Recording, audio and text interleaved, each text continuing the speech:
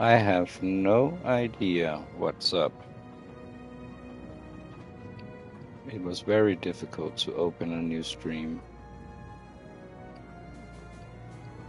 Odd.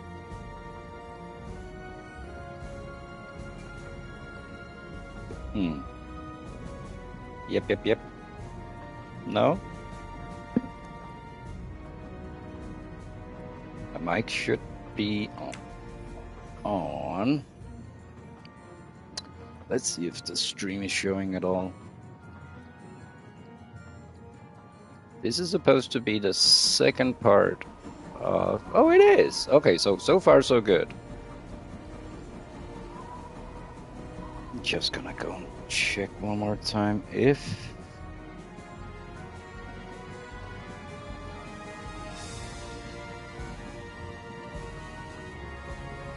Hey bro, you on Fallout later? Hey Danny. Yeah, I might be. I just did dailies and then yeah, I crashed again. And then I went to get something to eat. Like, no. Yeah, I might be. What's up? Did you have something in mind?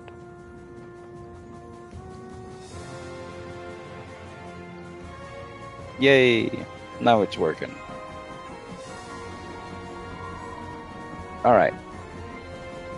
This will be the second stream of Murder on the Orient Express.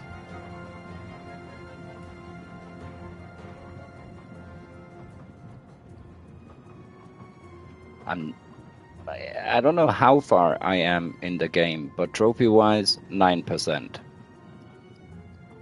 And I've been trying to be on top with... Well... Was just gonna do some events, try get to 150 on board. How far are you right now?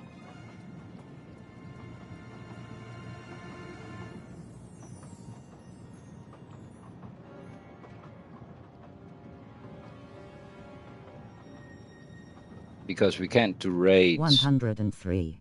Okay. Raids won't help us when we are past level 100. At least that's how I understand it.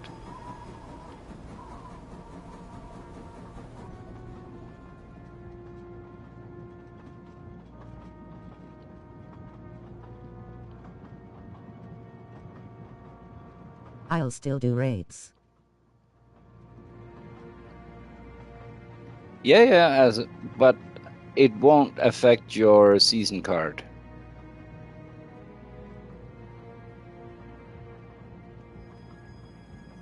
Which is quite unfortunate.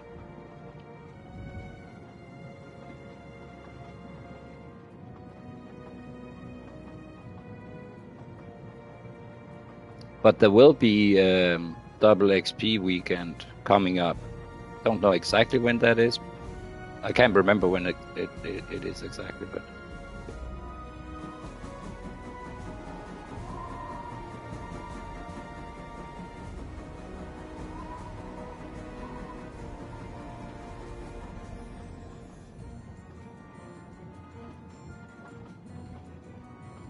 Alright, the stream is up. Let's see if I can get back into it. I don't know if this game... I'm happy to just stack the 4 stars. Yeah, okay.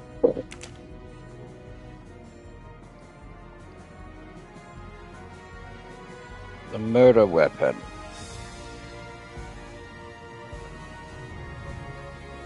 Very generous the way it does this. Was helping 2 nudes yesterday. Oh.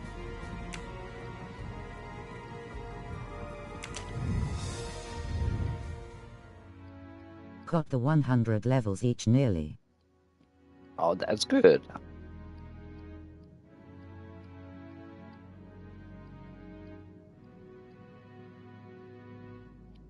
me see here.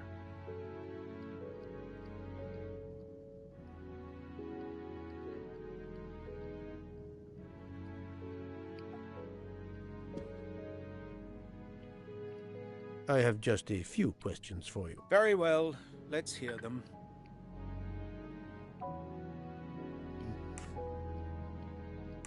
Madder level 50, a full 4-star power armor set. Lol. Yeah, but you Thank can you, actually... Captain. You're you can- welcome.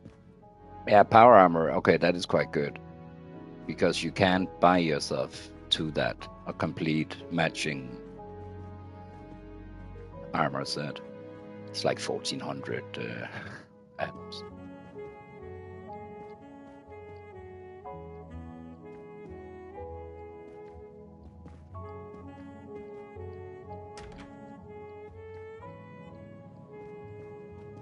What number is it? That must be 106.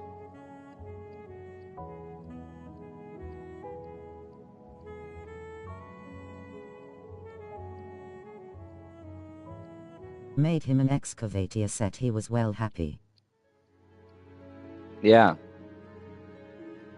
I can understand why, yeah. Let's-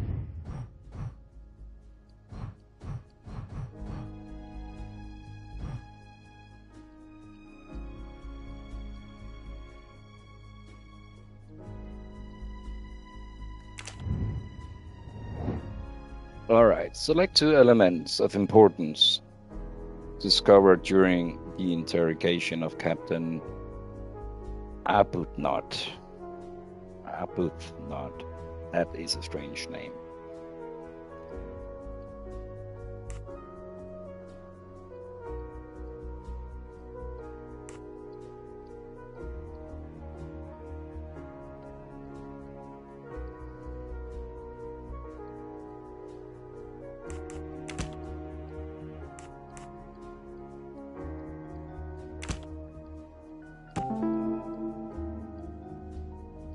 Right.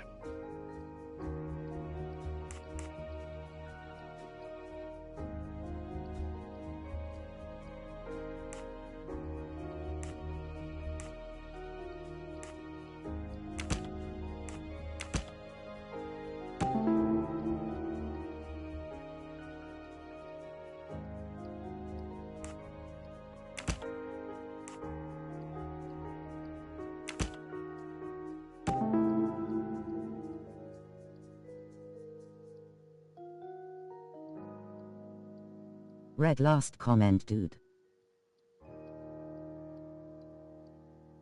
What do you mean, last comment? LMK.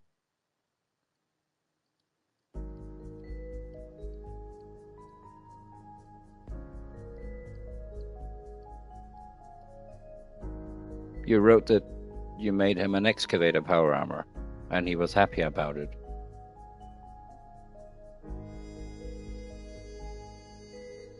I see nothing else.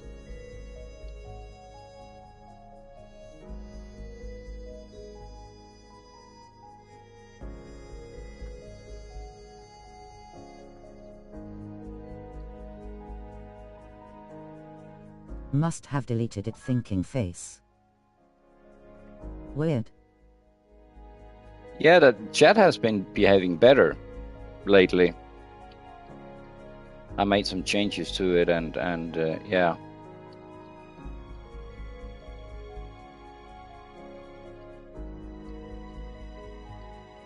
Try sending it again.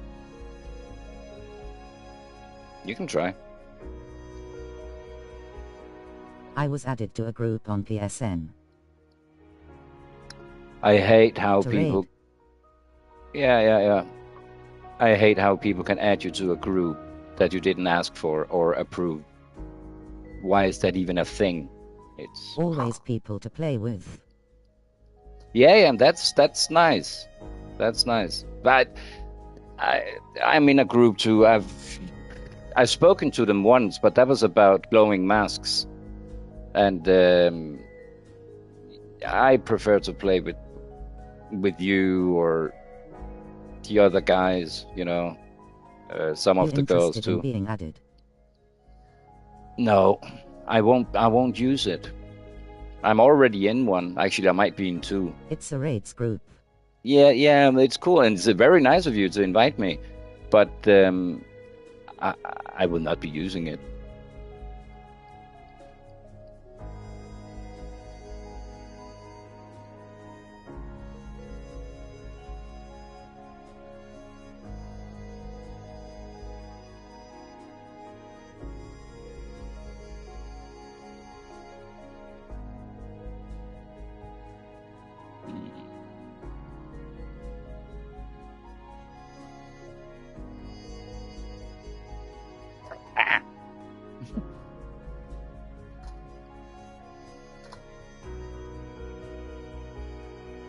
Captain Arbuthnot is the only passenger to smoke an e-cigarette. Even if this liquid in Ratchet's room is a solid clue, he has an alibi. Okay, dude, worth asking. It's nice to always have someone on to play with, though. True. That's the right True. answer. But I can also say yes to you that I would like to and then not use it. So I guess I'm just being honest, you know. Besides, if it's an active group, then I just wind up muting them.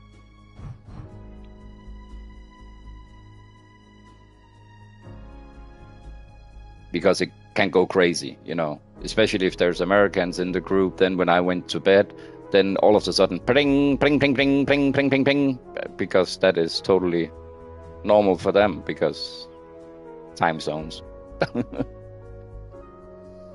We'll still do some later, though, if you decide to jump on. Right. If I come on, then I will text you. PSN or find you in-game.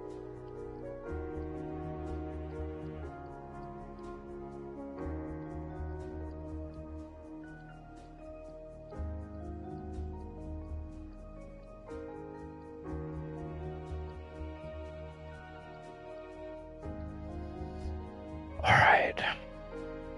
Okay, bro, what you playing, RN?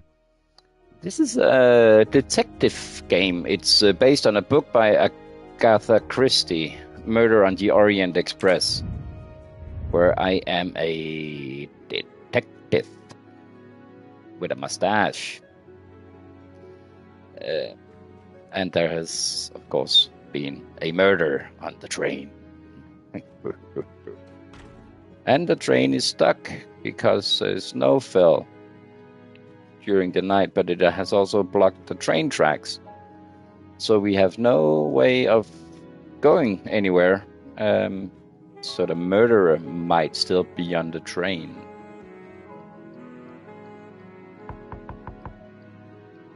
Pardon this intrusion, Mademoiselle Olsen, but something you told me earlier confuses me. Oh, please, come in.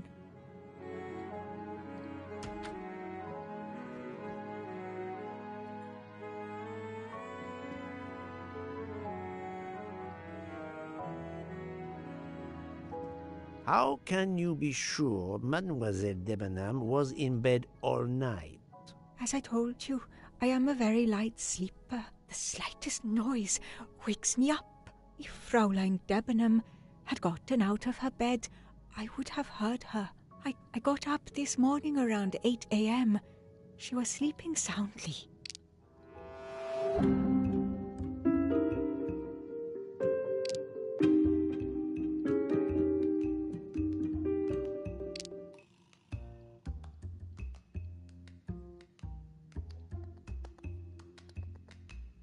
Are you certain you would have heard her? Yes. Why are you asking?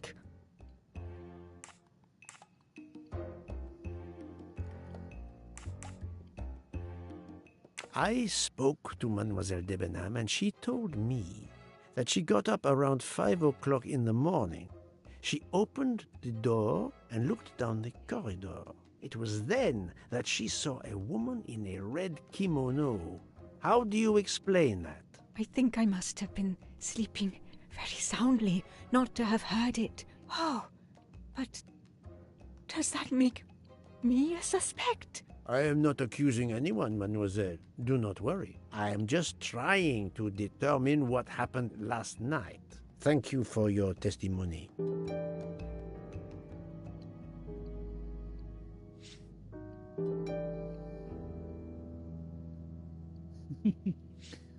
Kitty came and sits on me now. It makes everything a little more complicated.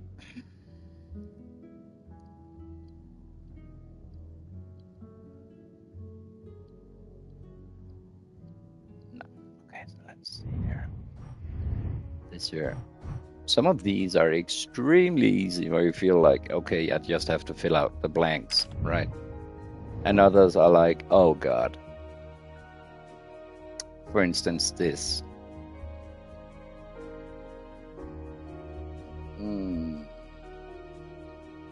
McQueen was talking to the British chap with the name I can't pronounce. Arbuthnot.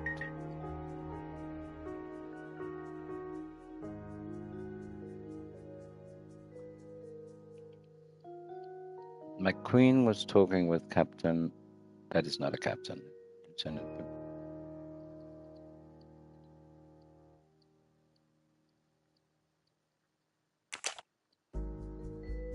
Mr. Debenham slept all night, confirmed by the lady we just spoke to, Miss Olsen, the Swedish lady.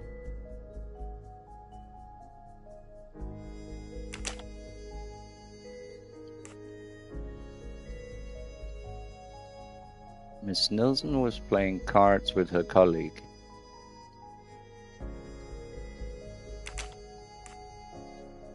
With her colleagues, yeah. That's Boucher on the picture. And that leaves Mr. Michael went to see Mrs. Hubbard.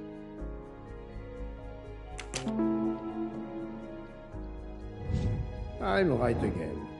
That happens to me a lot.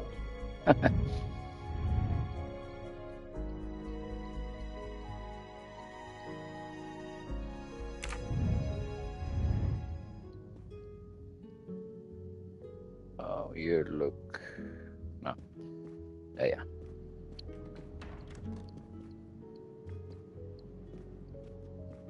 Look, kitty. You relax. First class. Yeah, so you go through first class to go to the dining cart. And a bar. Yeah, makes sense.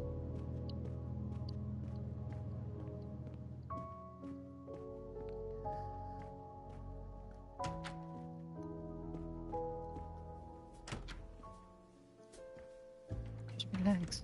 Relax, Katie.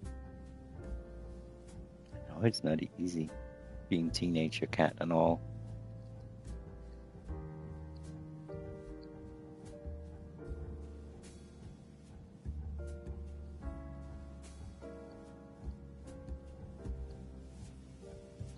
Relax.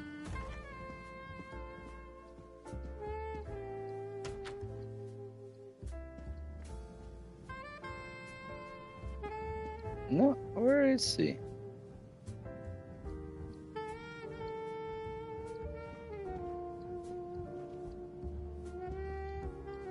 No.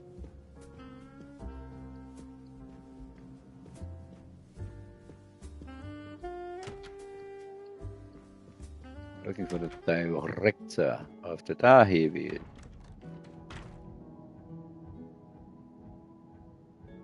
He doesn't look too well. So, Poirot, actually, nobody does. I hope you are progressing in your investigation.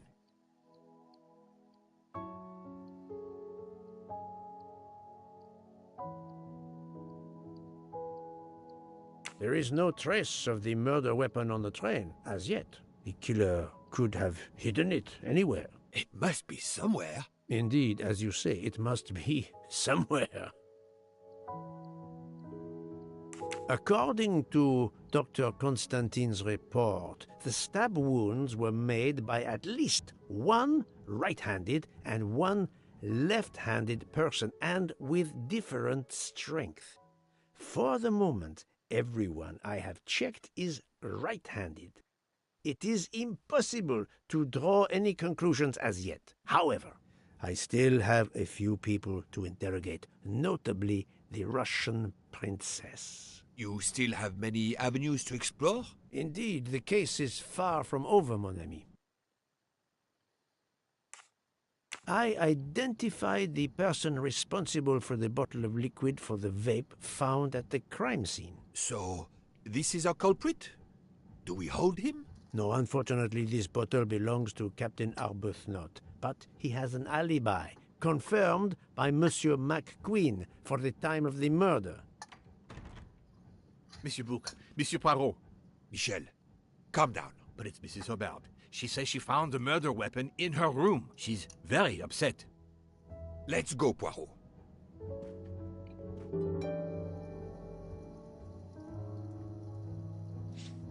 One second. Just feeding the cat. I thought they would be yapping for longer. Is it cold in here, kitty? Is it just me? Yeah, I know you're talking because it's food. I just jiggle some of this here. Tasty chunks and gravy. Ugh. I don't envy you, but you know, as long as you like it, all right? Then it's cool with me. Yeah, it is kind of hard to make this nice when you're putting your little tiny head in the on the floor now.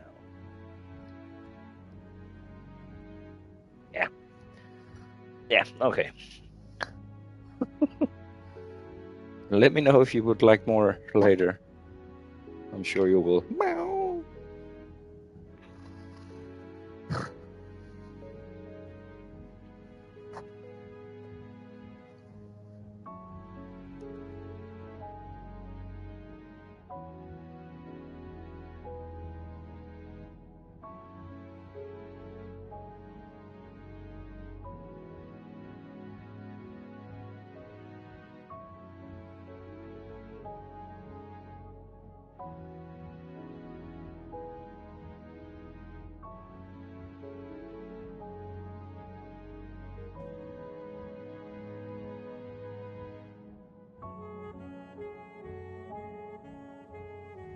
I'm making a late cup of coffee. I don't care.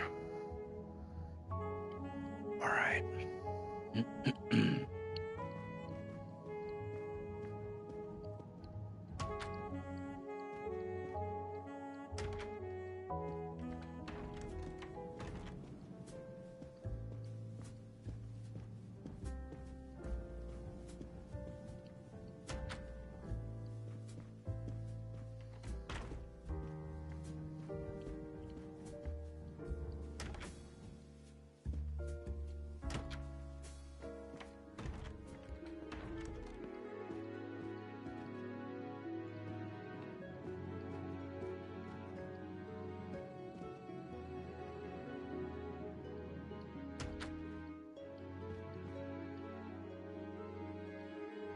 I demand to be allowed to leave this train! Madame, we are in the mountains. Where'd you trapped go? in a snowdrift. Stating the obvious, there is a murderer among us. He had the audacity to hide his weapon in my room. Please, Madame Hubert, take a deep breath and tell us what occurred.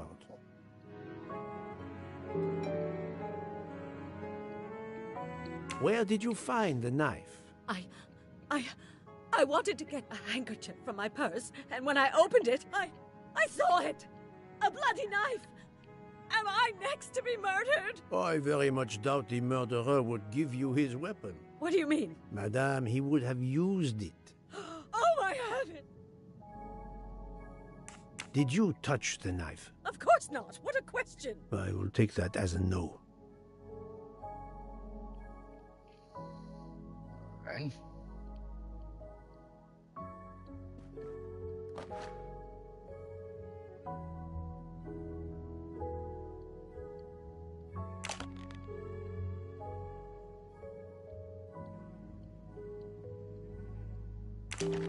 Is this knife the real murder weapon, or is it a red herring?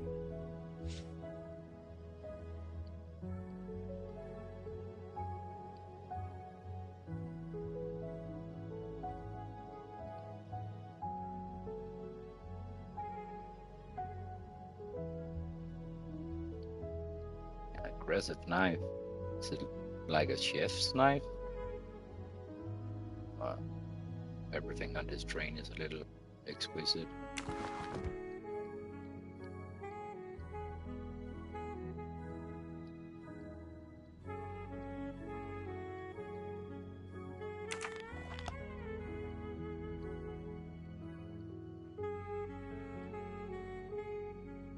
Cool bag.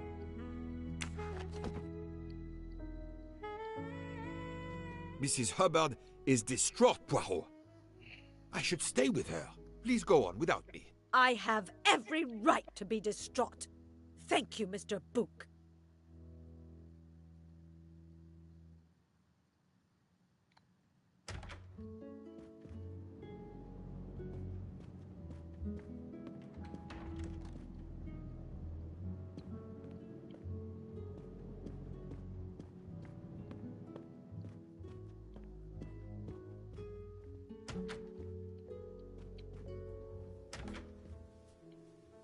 Wait.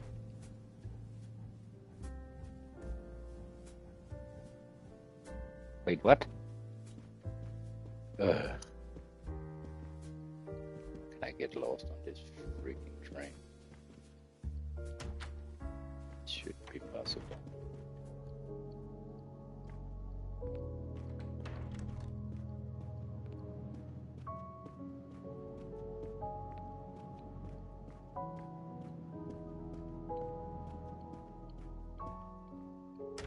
When the windows are to the left, I'm going towards the second class.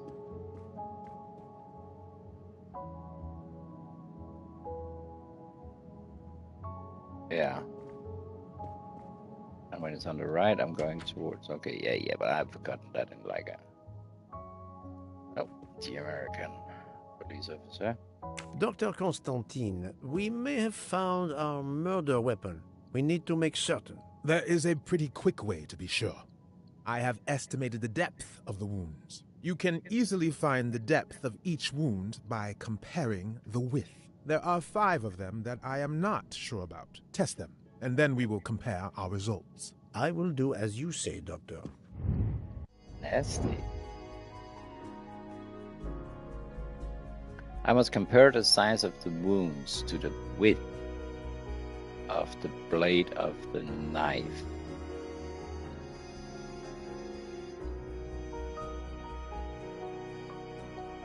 For each wound, or at least it's centimeters, for each wound in the body, find the depth that could match the knife shape to check if it could be the murder weapon.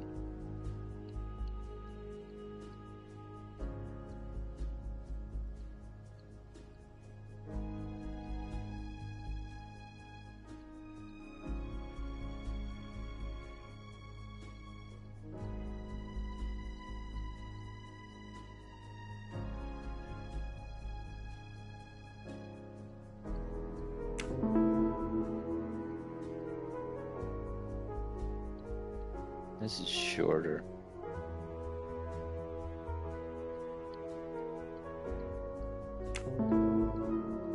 This is shorter.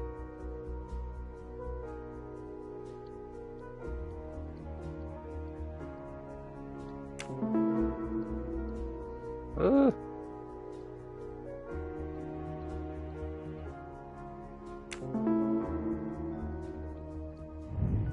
That was easy.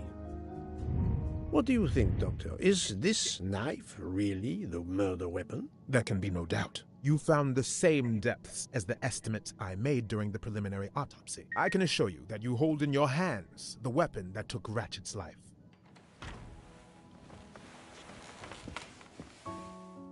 Thank you. I feel way better now. The rest gave you time to sleep off most of the effects of the drug. I'm still a bit groggy. That's understandable. Are you able to continue your story now? Yes. Yes, I think so. Where was I? You were explaining how you returned to the Armstrong house to tell them their poor little child was dead. Yes, that's it. I felt helpless. My part in the case was officially over, but I knew I couldn't let it go. Daisy deserved justice. Oh, schnitzel. I will go check what that is. Just getting my 2 days coffee. later, I returned to the Armstrong house to tell them Daisy would be released soon for burial. I was angry with myself that I couldn't bring them better news. I wasn't prepared for more tragedy.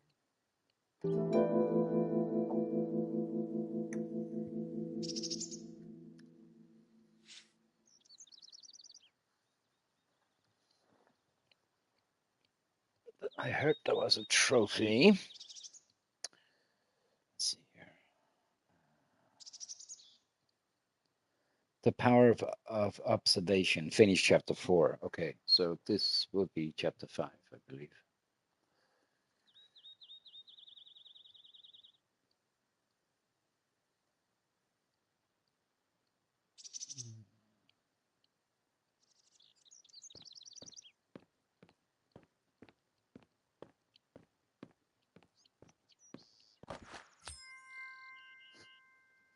A gold mustache. Thank you very much.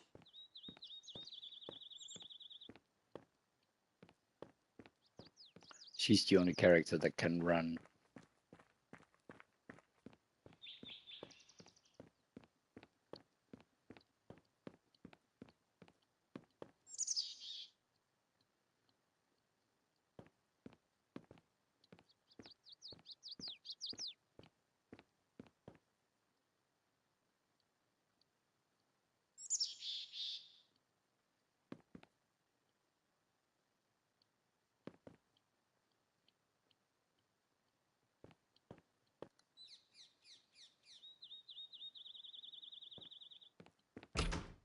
Hello, Miss Moreau. I'm here to see Colonel Armstrong. Good morning, Detective. Colonel Armstrong is upstairs. He isn't well.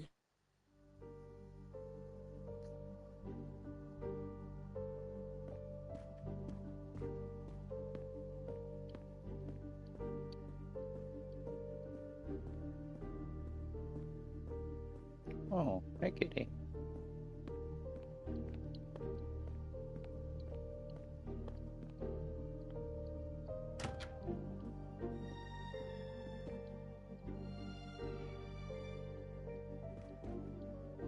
Good morning, Colonel Armstrong. Is your wife here? Here? No, Sonia is not here. Always one step behind. She died of a miscarriage last night. My wife, Daisy, and our baby. My whole family is gone. I'm so sorry. I came straight here this morning. I received word that you can arrange for Daisy to be returned to you for burial.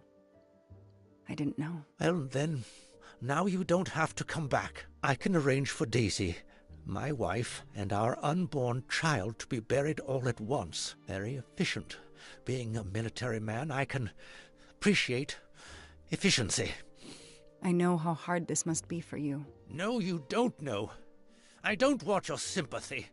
I want you to do your bloody job and catch the creature that did this. I know you won't believe me, but I swear to you, I will find who did this. If it takes me to the far corners of the earth, I will find them. Then go. Please go now. Go find them.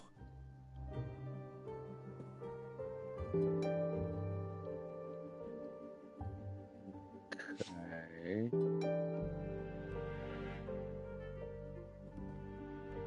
That is a lot of events. Go back to your car. Okay.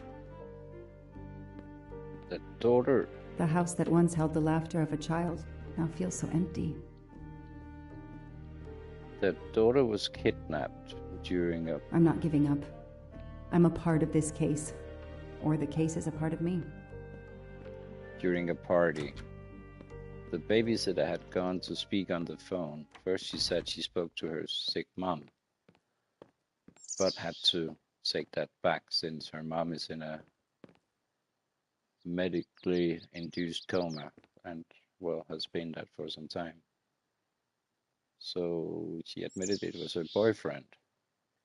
But now she cannot get in contact with him. The baby is gone, and now the mom died from miscarriage? That is a little much. All units, Hike is in the vicinity of the cabin where Daisy Armstrong was found, spotted a pickup truck drive through the barricade tape, and then head up the dirt road toward where the subject cabin is located. Any car nearby who can respond? Unit 28, we can respond, but we're a ways away. Dispatch, this is 11. I'm on it. Copy that. 11, you good to go. Copy that.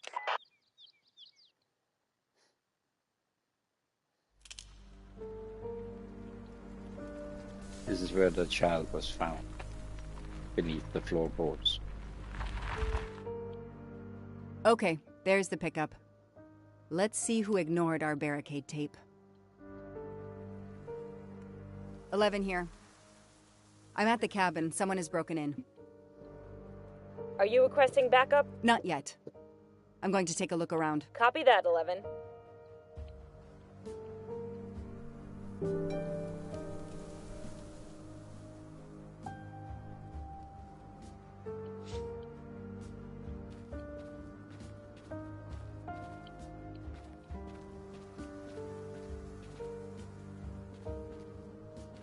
An individual has entered a police-secured area. I have to stop him first. Somebody ignored the barricade tape. Footprints.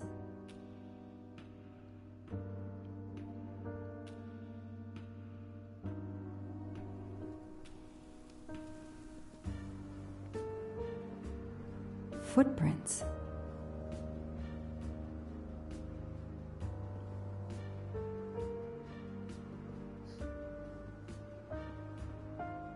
A forensics evidence identification marker.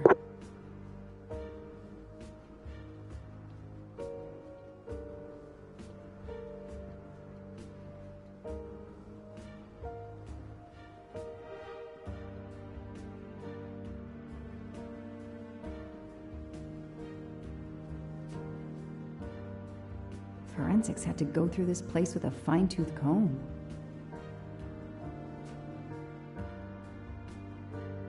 Forensics had...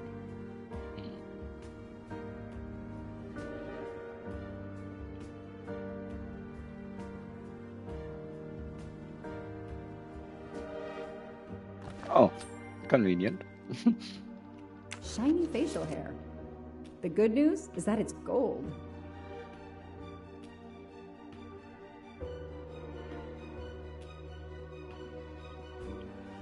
A forensics evidence identification marker. Duct tape to silence Daisy's screams. Damn it, Daisy. I will find whoever did this to you.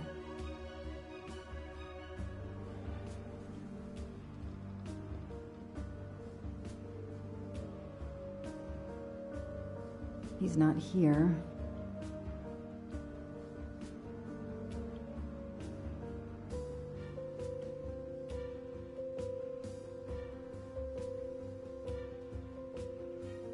Three, 8/92. Oh, when the poor dear was killed.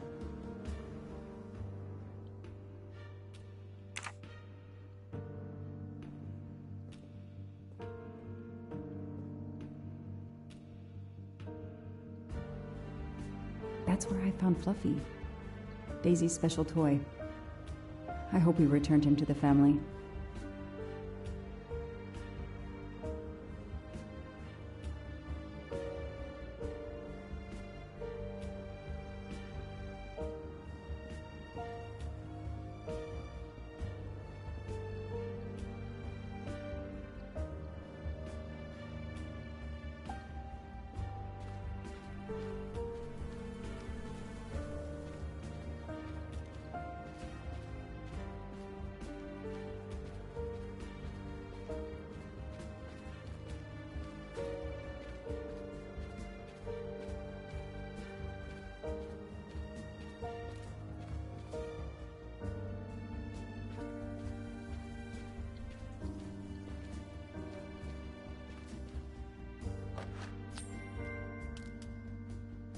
I've earned a gold mustache.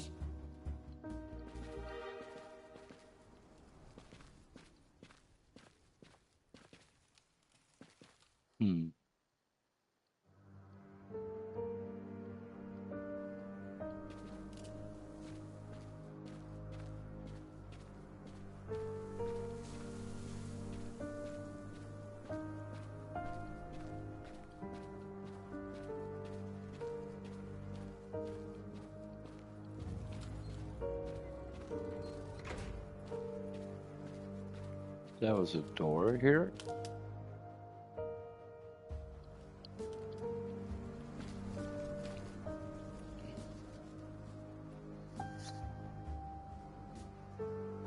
Don't shoot, officer. I'm on your side.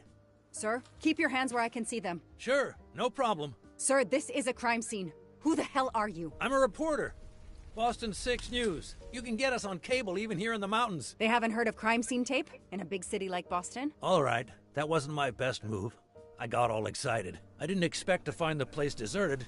It was hard to resist. You should have tried harder. I'm placing you under arrest. You should be thanking me. Look what you apparently missed and I found. We'll get to that, but you're going to answer some questions first. I'm more used to asking questions, but fire away.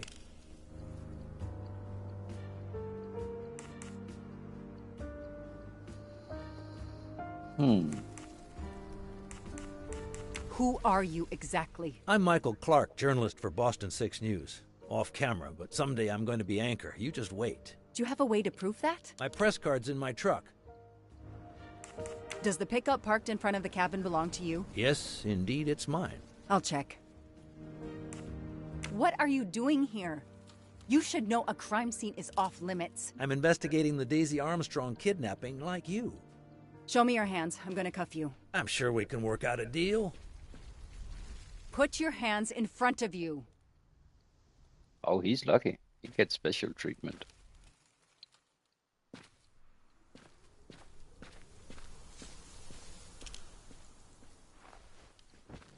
Aren't you gonna read me my rights? You have the right to remain silent. I really wish you'd exercise that one. Dispatch, this is 11. I intercepted a suspicious individual at the crime scene. I'll check to determine how badly he's compromised it. Then I'm bringing him in. Copy that, Detective Locke.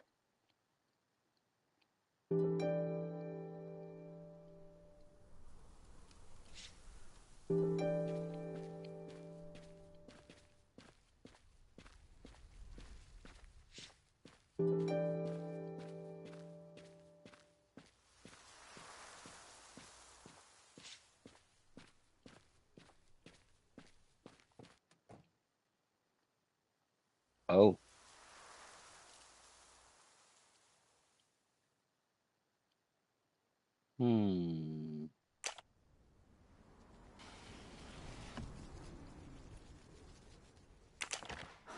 Car keys in the sun visor. A classic hiding place. At least on TV.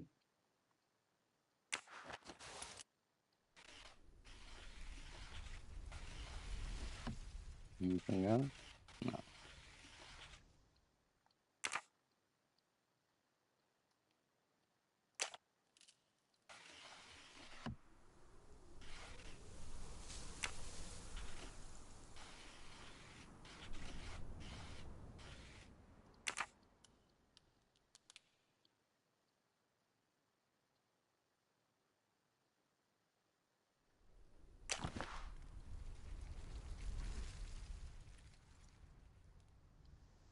Clark's press card, and the phone number of the newspaper is on it. Ah, good. I can give him a call.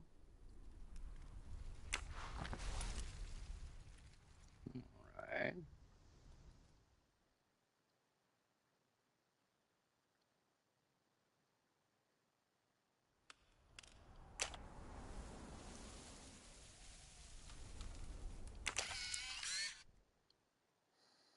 Hmm.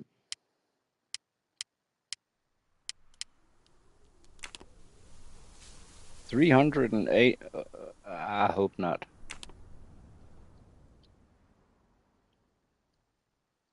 Candid photos of the entire Armstrong family. A reporter just doing his job.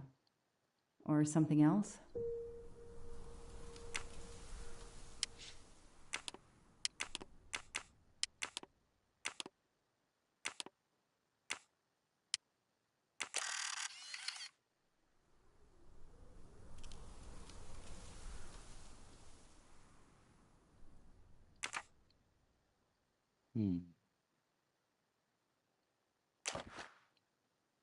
Telephoto lens.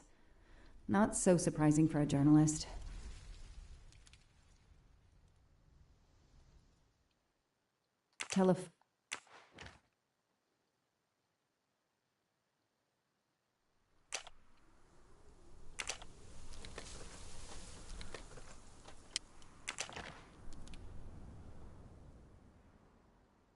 The vehicle registration is not in the name of Michael Clark or a rental company.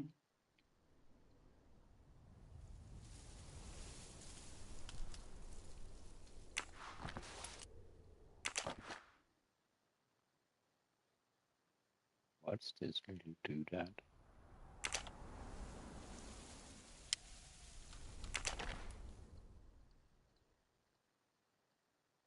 Clark's driver's license seems to be in order.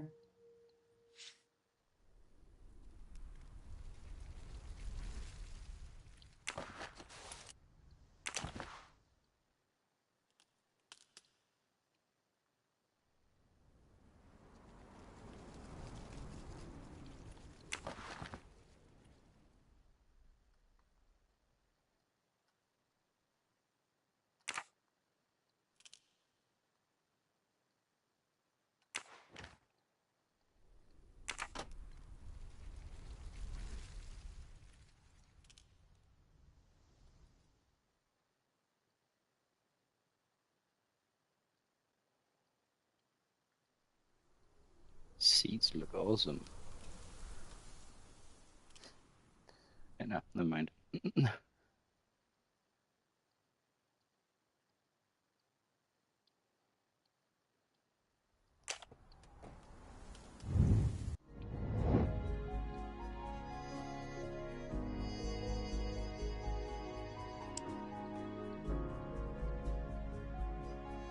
Ah.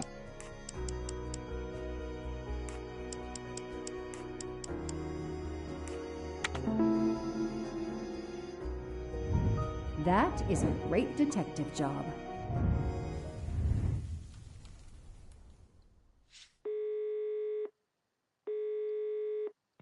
Hi, I'm Detective Joanna Locke, Berkshire Police. I'd like to speak to an editor, please. One moment, please. Hello, Detective Locke? This is Abby Wilson. I'm a senior editor. What can I do for you? Does a man named Michael Clark work for you? Yes, he does. Why?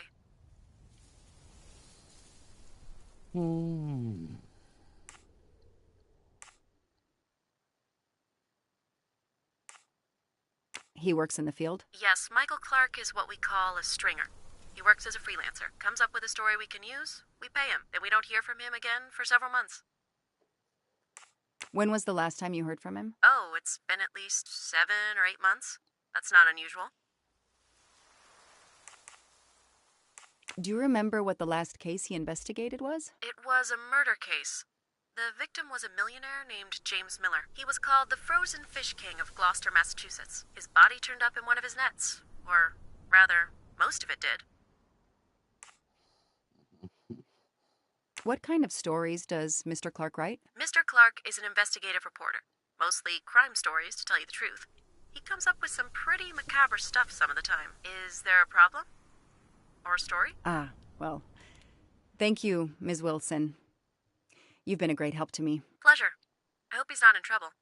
He can be a little pushy, but he's a good guy overall. So what's he working on now, Detective? Are you sitting on a story? Thanks again. Goodbye. Right.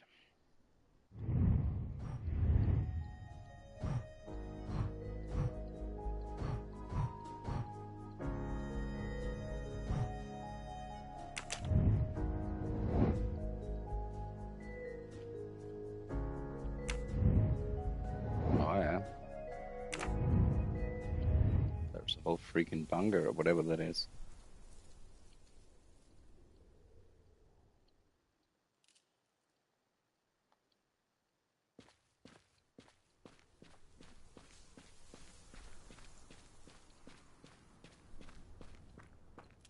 No?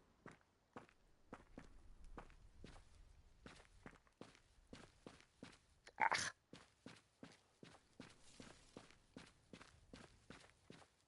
I want to go to scenic route.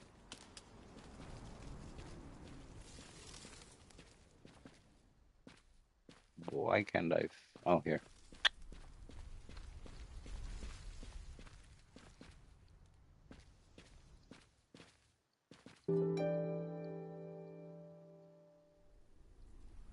Hmm.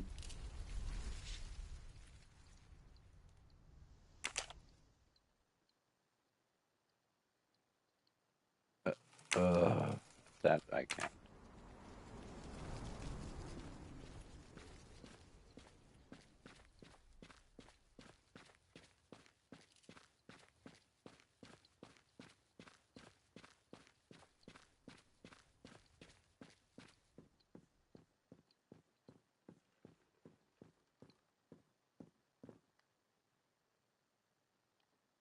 Three, 8, 92. Oh, when the poor dear was killed. Besides for that, there's no other numbers here.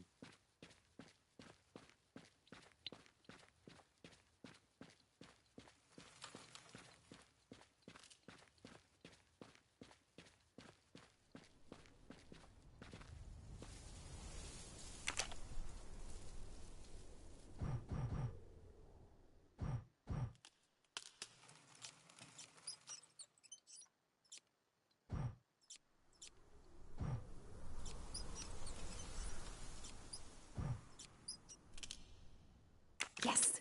I knew I could do it. I can always use safecrafting as a career move.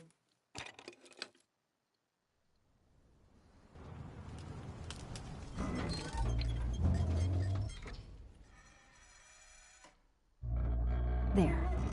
Now let's see what secrets you're hiding.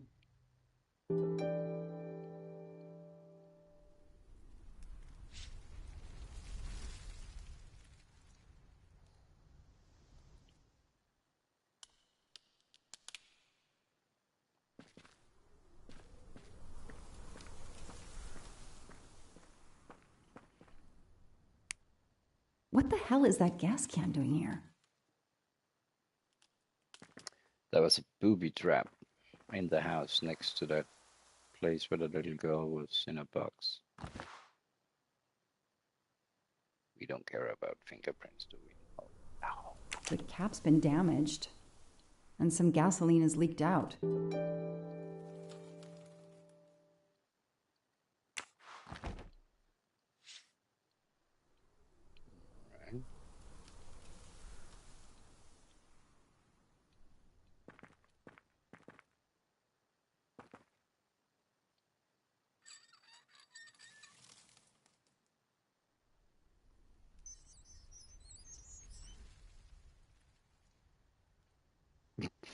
Okay.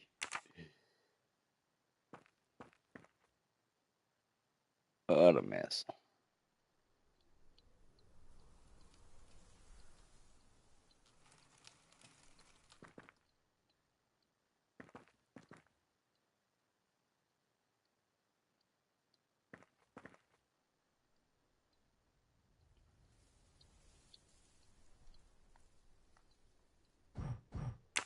Nah.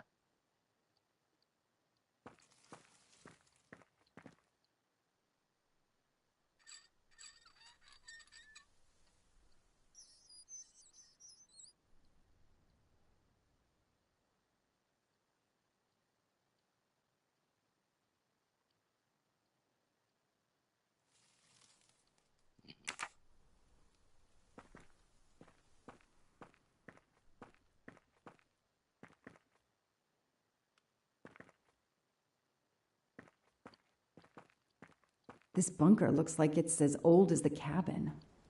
Everything is falling apart.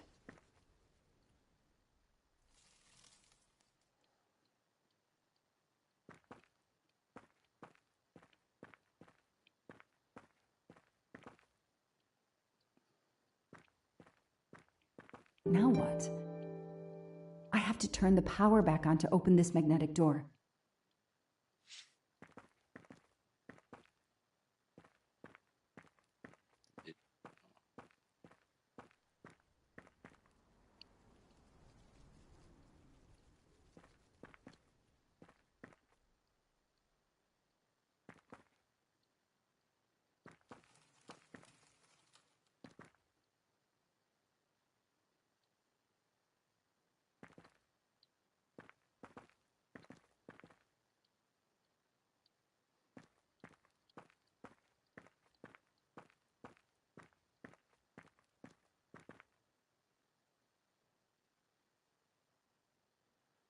Uh-huh.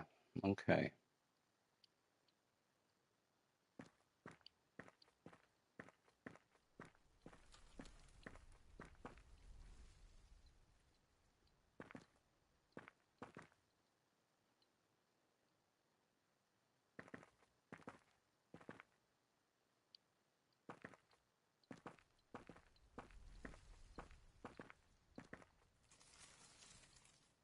would be the left button here.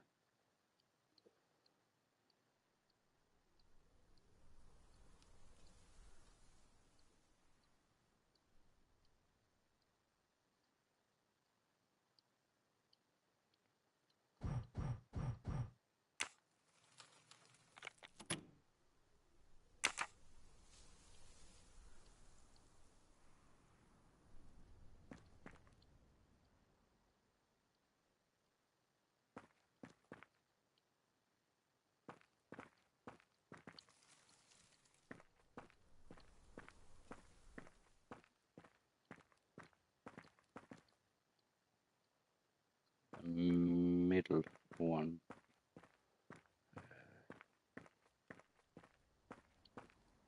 It's an electrician that really should look for another job here.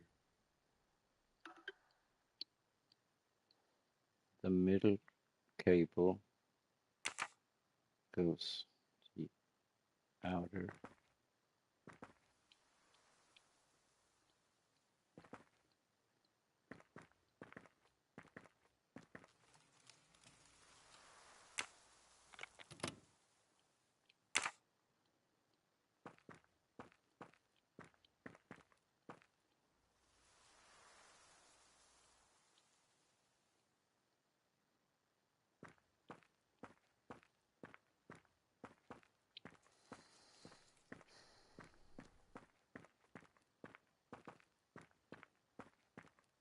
What?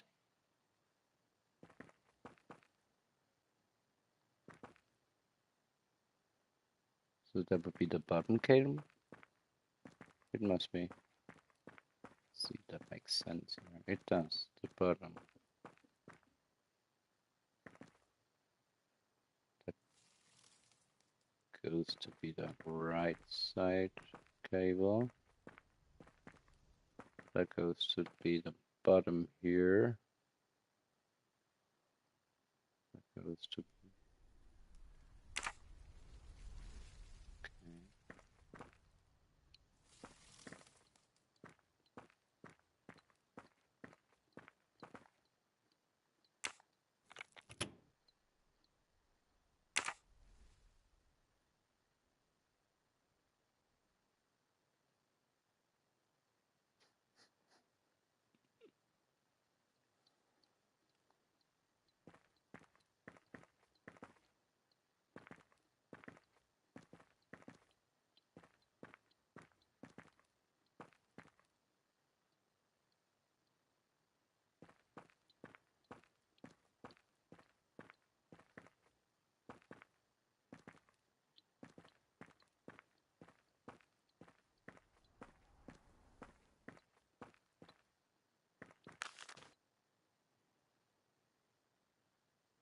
Ah, this is a blueprint of the This bomb. blueprint. It looks like the bomb in the cabin. The kidnapper built the bomb here.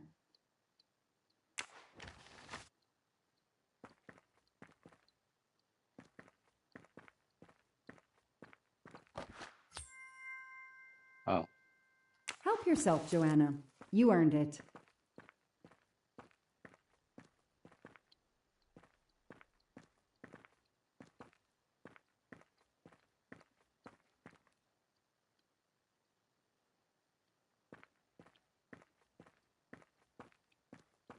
Fingers crossed. Let there be light.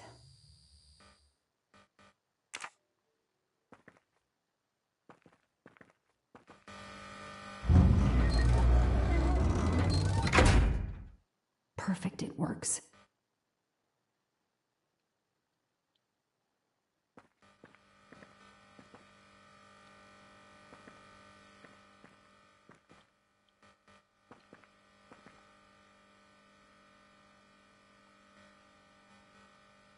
February 24th, the day of the kidnapping.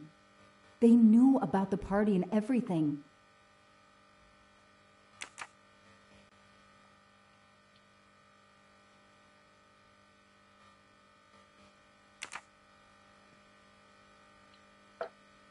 Okay. Could use a new light bulb. That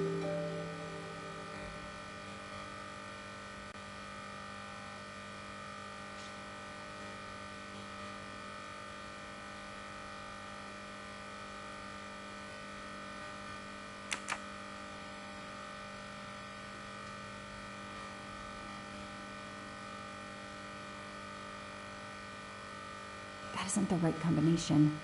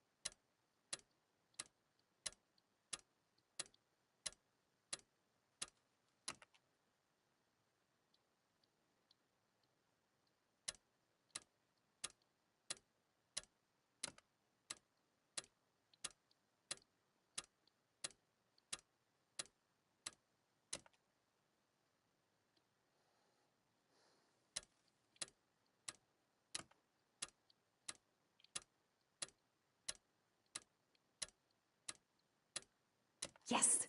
I knew I could do it. I can always use safe cracking as a career move.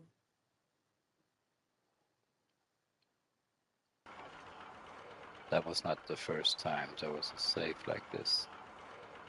Or a code.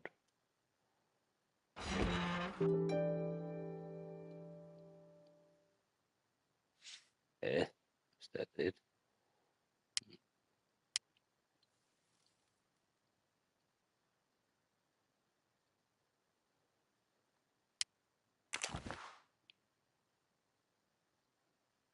JM.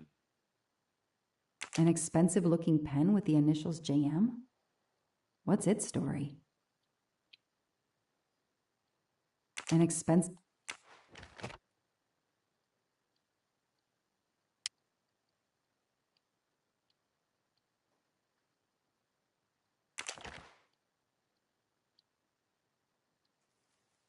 It's Daisy's hair clip, the same as the picture I saw at the Armstrong house.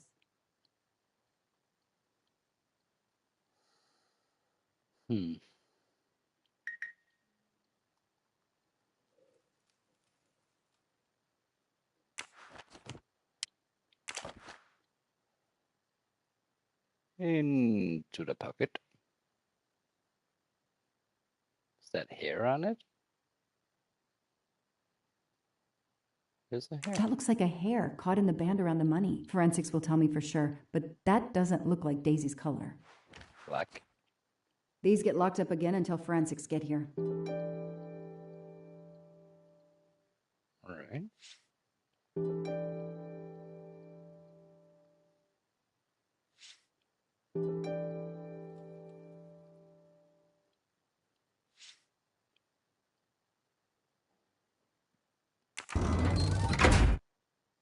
Oh. Thank God this is not a horror game. That had me on edge.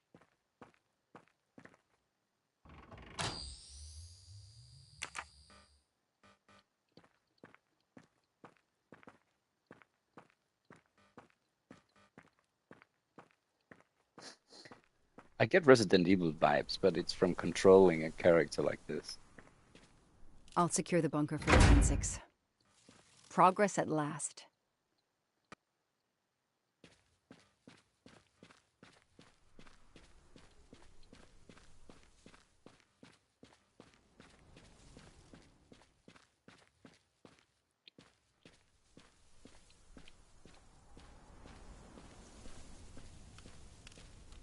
He's still in the car.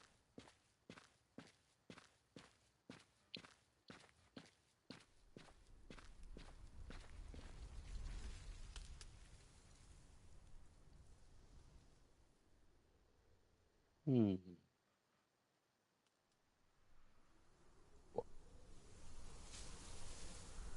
gas can I found in the bunker would match this outline perfectly, okay? Time for forensics to attack that bunker. And Clark? He's too sure of himself. I need to get him into an interrogation room and find out what really makes him tick.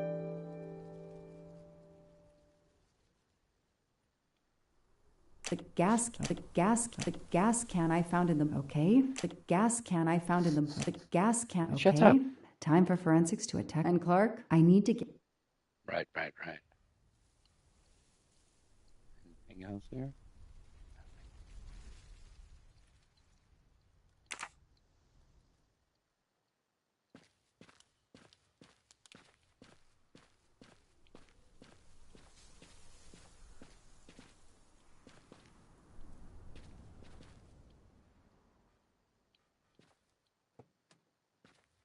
I know my rights. You can't keep somebody locked up in a car like this, you know. You wouldn't do it if I was a dog. Do they have bathrooms at the station?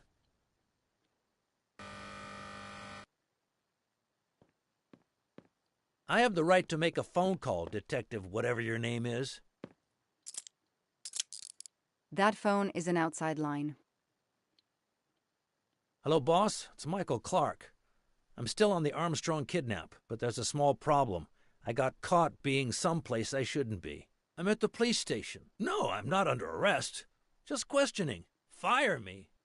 Why? The station's integrity? You're kidding me, right? If you think I've screwed up that badly, then fire me. Got that? Fire me. Yes, do it. That didn't go well. I think I got my point across. What happens now? Go ahead.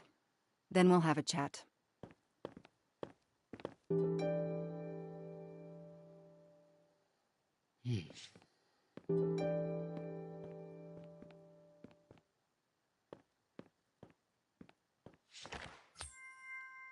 These are everywhere. Not really my style, but I'll take it.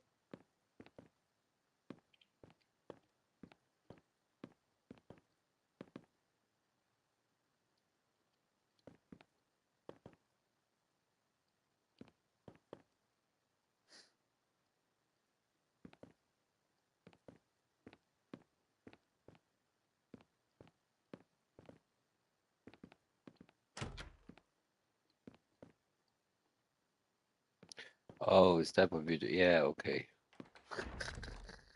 I'll add these to the file. Anything that will erase Clark's smile.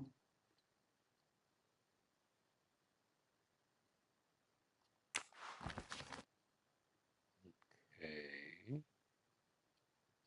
The only comfortable chair in the whole station. But there's no time to rest. Case files. A lot of them for our tiny town. This is all a game to him, and he doesn't expect to lose. An extra computer so I don't have to go all the way out to my desk.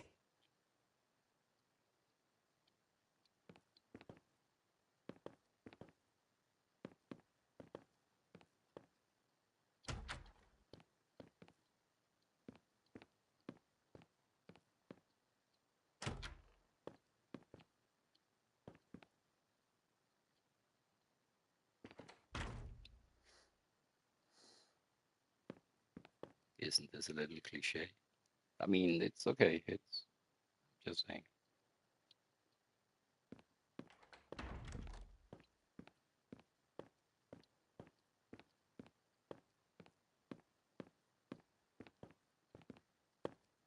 Now that we've taken your DNA, we can begin. Interview of suspect Michael Clark, 6 p.m., March 30th, 2019. This interview is being recorded. By elves behind the mirror, no doubt? You were arrested at a crime scene where you damaged police barricade tape. I'll pay for a new roll. That's a Class A misdemeanor, and it carries a $500 fine. Oh, that's unfortunate. To begin with, where were you on the night Daisy Armstrong was kidnapped? I was watching TV in my motel room, but I had my police scanner on.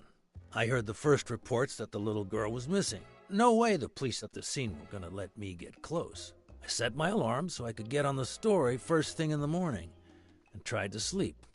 It was difficult. Can anybody confirm where you were? No, afraid not. I was alone and sleepless.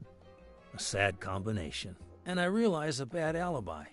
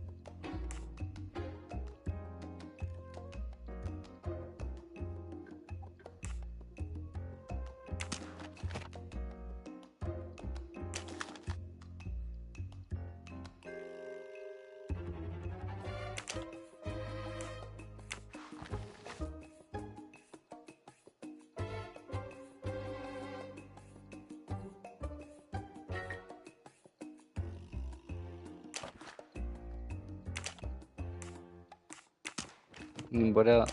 What else?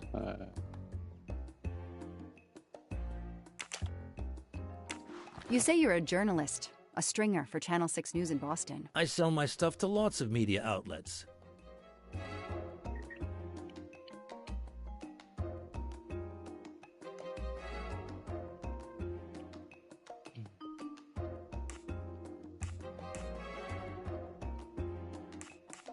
Your camera was in your pickup. You didn't want to take pictures of the crime scene? I like to get the lay of the land. Once I see the story I want to tell, then I start documenting it. I don't know any journalist who works a case without their camera close at hand. He thinks he's invincible. I need to play his ego. That's the key. What are you doing in the Berkshires? And what is your connection to the Armstrong case? For the past few months, I've been working on a big case. Boston 6 News was looking forward to my next story. The Armstrongs have been on my list of potential targets for a long time. I changed gears when Daisy was kidnapped and started investigating the Armstrongs.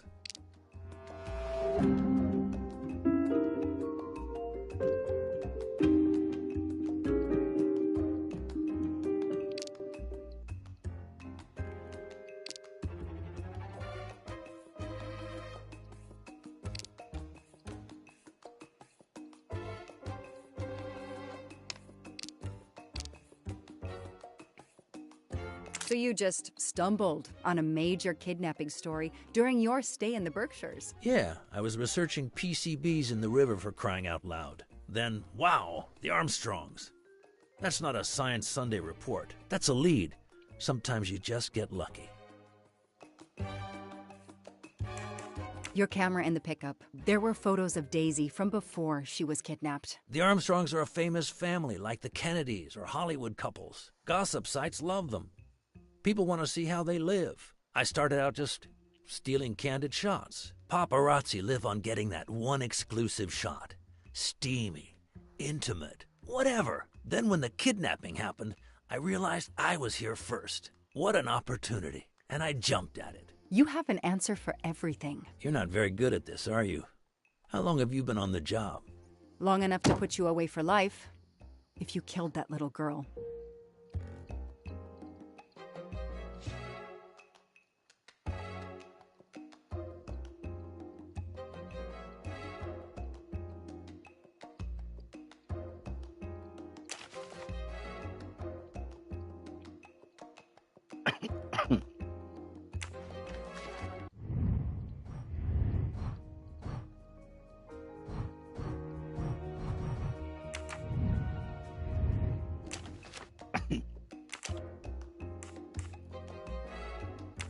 Let's start with why you went to the cabin. If the police were interested in it, I was interested in it.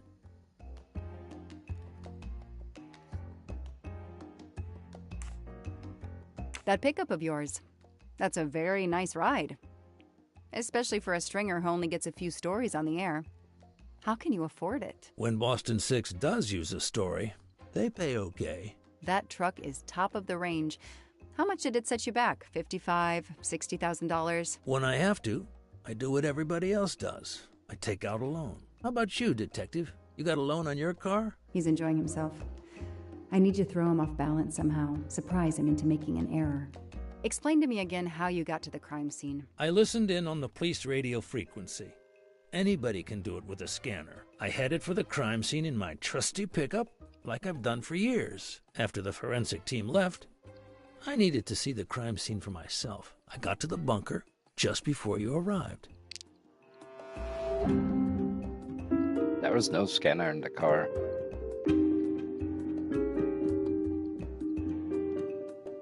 Or I didn't find it.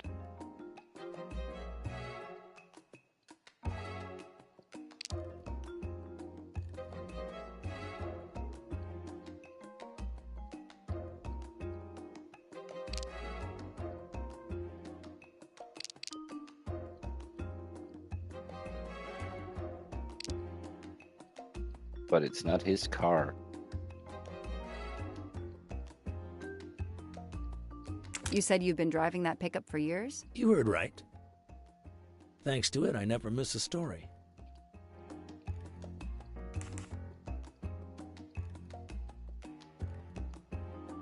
You say you've been using your pickup for years, but the title certificate is not in your name. The truck belongs to somebody named Stephen Baker. Okay, I don't get why the pickup is so important to you, but I guess my ego made me say that. Yeah, the pickup was lent to me by a friend. I couldn't afford it even with a loan. I think you stole it, Mr. Clark. You needed a pickup like that for our mountain roads, so you stole that one. Try proving it. But while you run off on some wild goose chase, you can't hold me.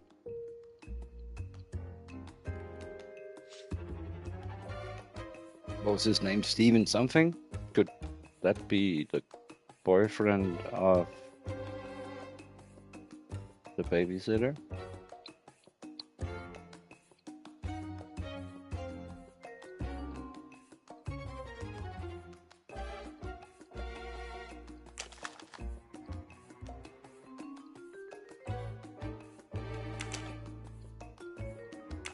Let's move on to the gas cans and what we found in your pockets when you were brought in here today. That sounds exciting.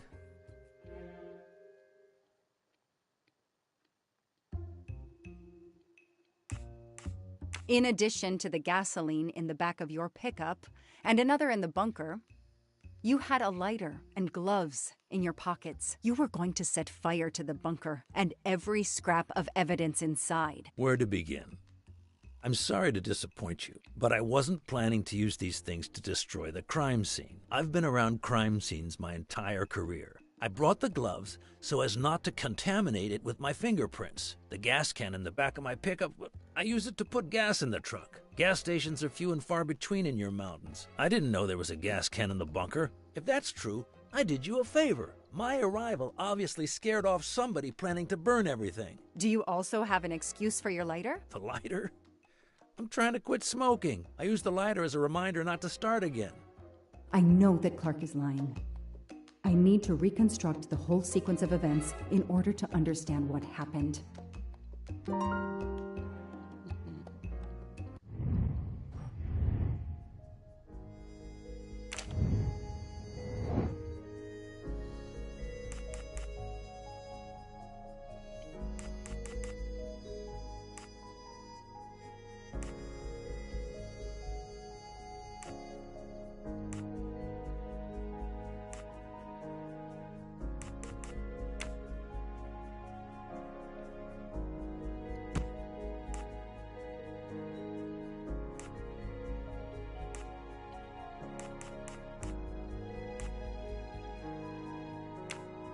Oh, it's too easy.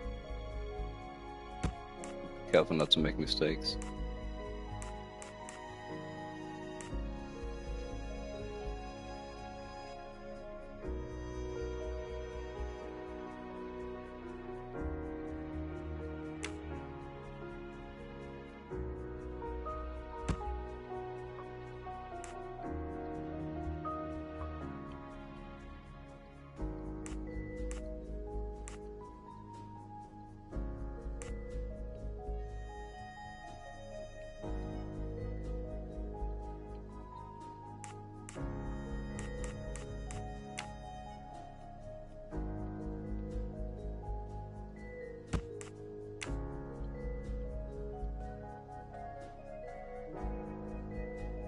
Bunker was closed when I got there.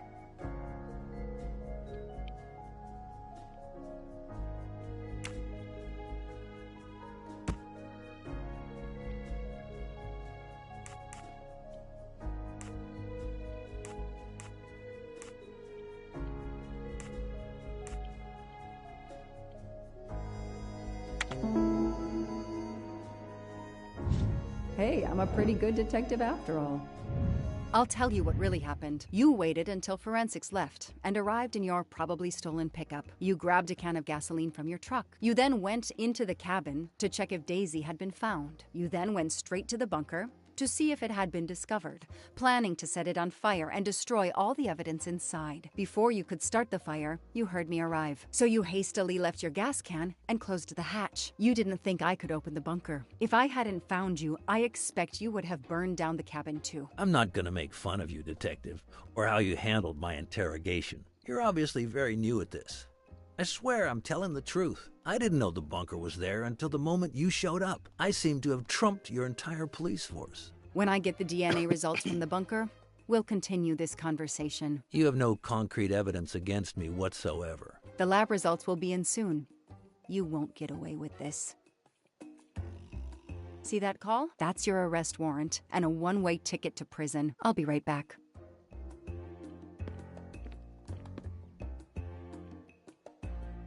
Hello, sir.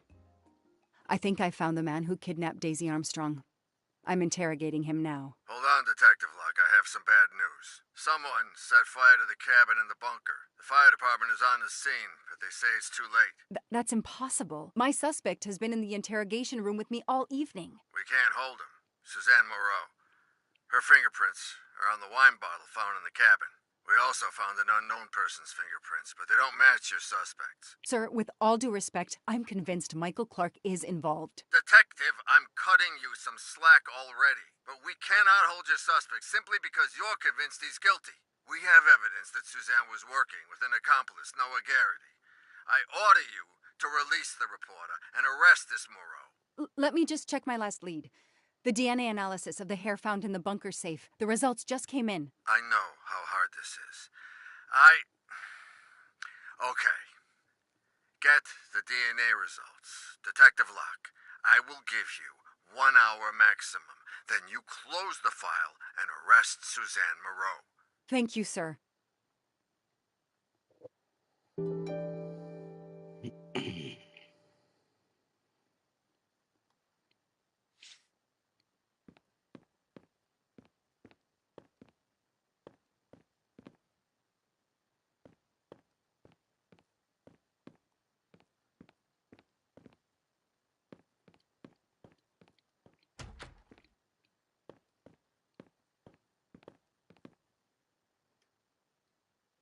An extra computer so I don't have to go all the way out to my desk.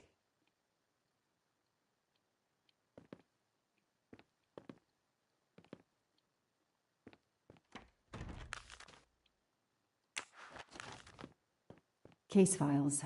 A lot of them for our tiny town. This is all a game to him, and he doesn't expect to lose.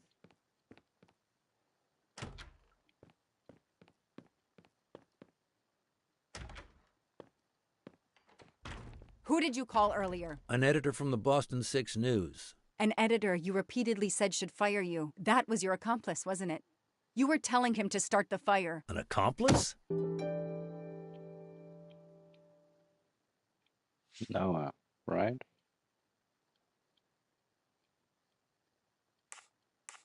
It's not Jonas. I know it was Noah you called. I'm saying nothing more without the presence of my lawyer. Stay right where you are. I'm not done with you yet. Wow. Do I hear grounds for a lawsuit? Some poor, innocent woman is being accused instead of you. You set her up, didn't you? You have to let me go, Detective. All I need is one more phone call to the lab. I know it's you, and I'm going to prove it. Hello, this is Joanna Locke. I need the results of the DNA test I asked you for. Hi, Detective. Sorry, we only have the DNA sequence. We haven't had time to compare it with the suspects yet.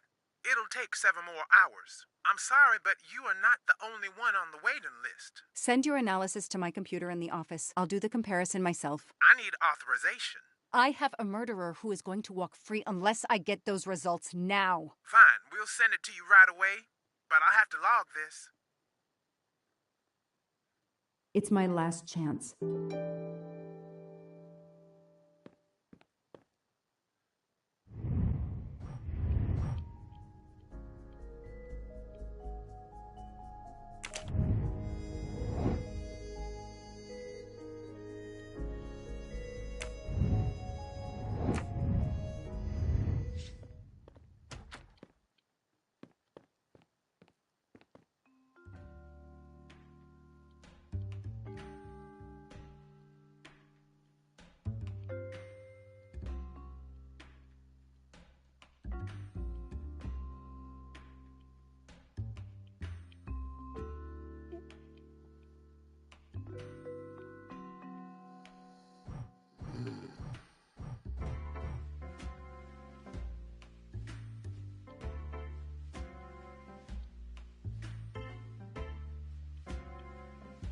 Okay.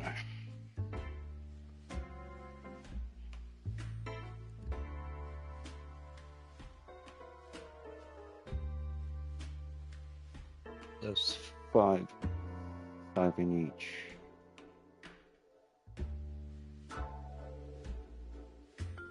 That's 9. 5 and 5.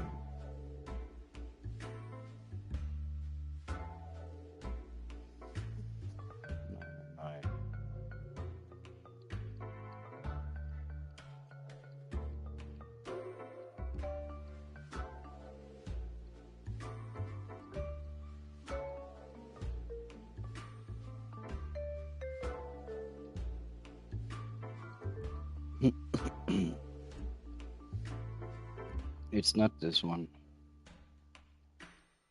Because there's not 3 A's.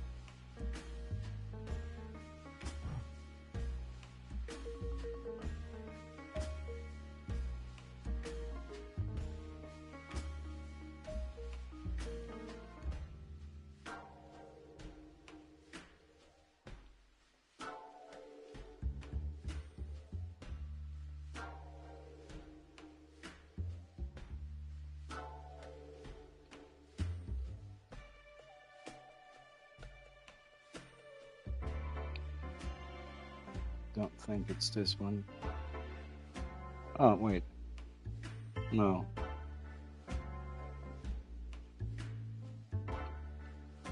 I don't see.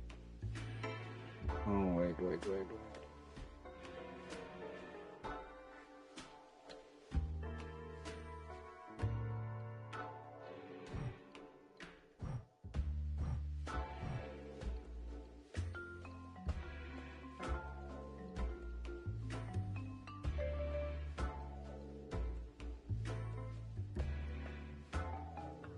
GAG, CCA, CTG, TT, this is it. GAG, AC, C, ACG, this is.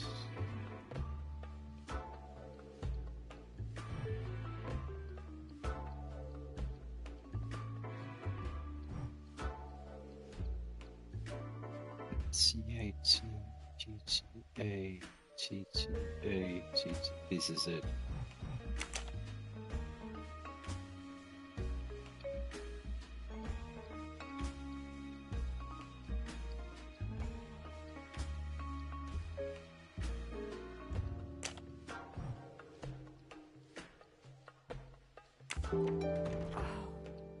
No! Suzanne? I don't understand. I was sure it would be Clark's hair. I'll have to let him go.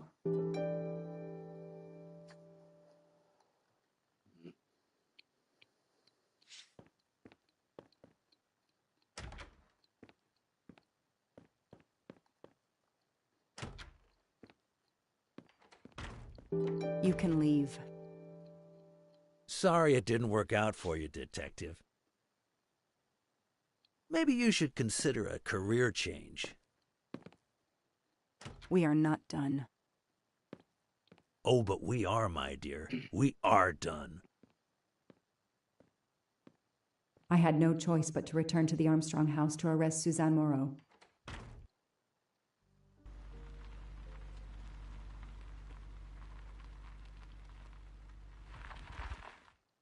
Hey, kitty.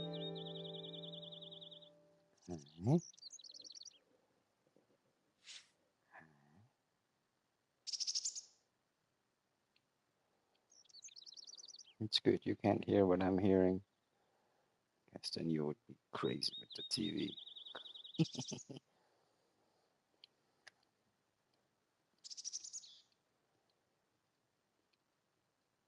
The arrest warrant for Suzanne Moreau.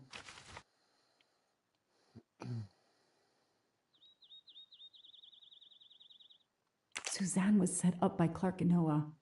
They are the kidnappers, but I'm not giving up. When Suzanne comes up for trial, I will fight for her defense. But for now, the district attorney is in charge. If I want to stay a detective, he always has the last word.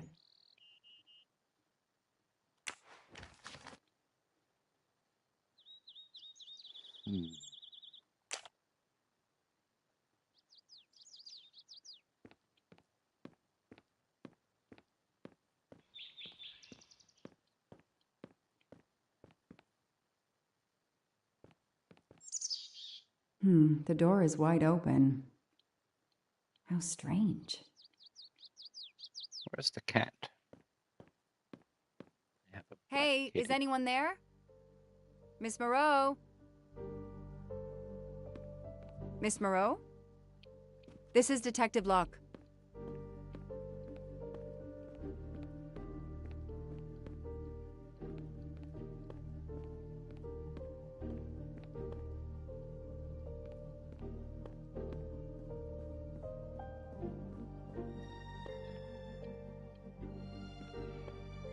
Her room is over here.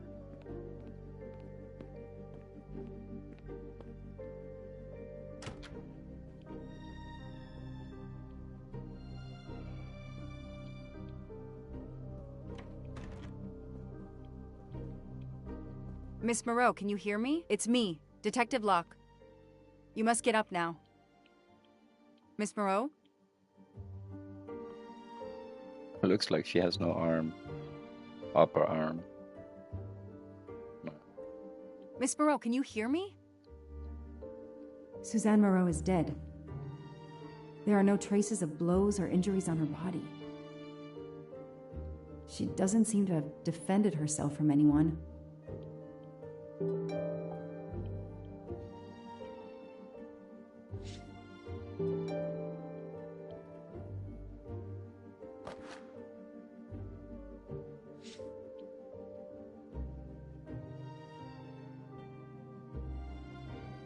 It appears Suzanne killed herself by ingesting all these drugs.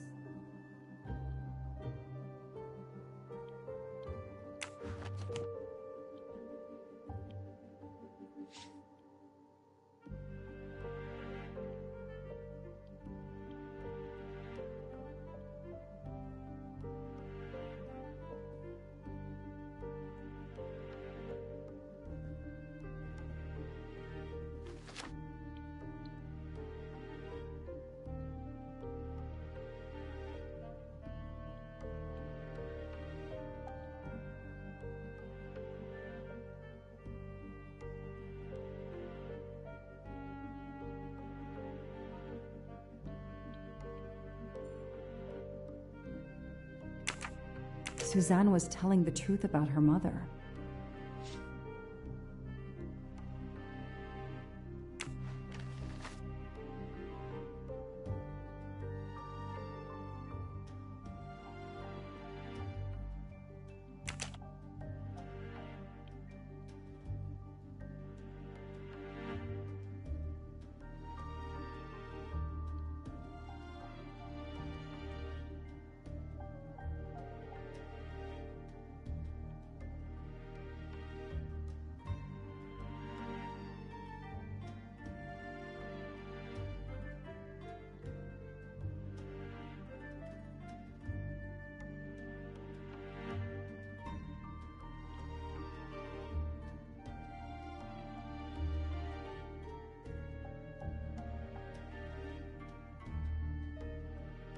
She must have realized at last how she'd been used. The death of her mother would have been an additional shock, and the self-righteous court of social media was as quick as usual to try and convict her.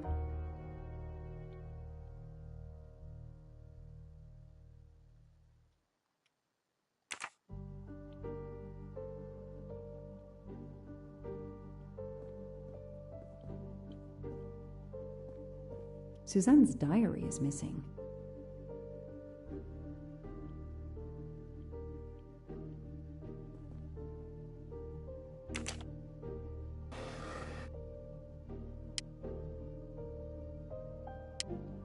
Her glasses are missing.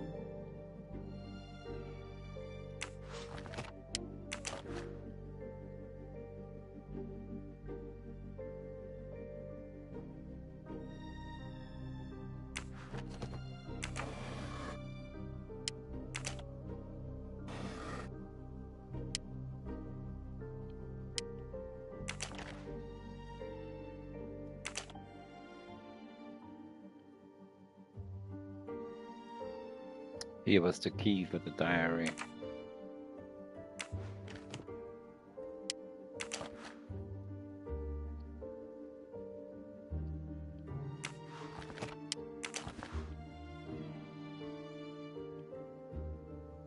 What's up, kitty? Hey.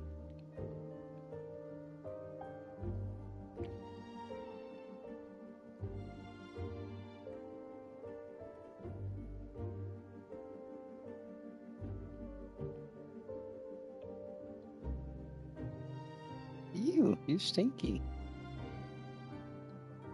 Why are you stinky?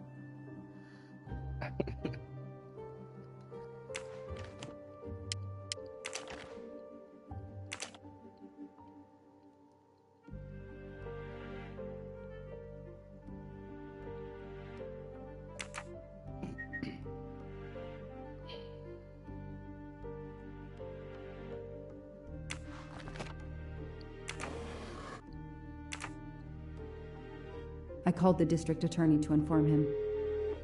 This is Detective Locke, sir. I'm at the Armstrong house. Have you arrested Suzanne Moreau? She's dead, sir. Apparent suicide, but I need a forensics team. She killed herself out of remorse for her part in the crime. We don't know that yet. I'm calling forensics now, but I wanted you to know. What a mess. Stay on site until forensics arrive. Yes, sir. Standing by. The investigation was officially closed. I was certain that she was innocent, and Clark had been responsible for 4 deaths and then vanished into thin air. With $1 million. Dollars marked, though, and not easily spent. I didn't care if the case was officially closed. I swore, Mr. Poirot, whatever it took, I would hunt him down. A true detective. Bronze trophy. Finish chapter 5.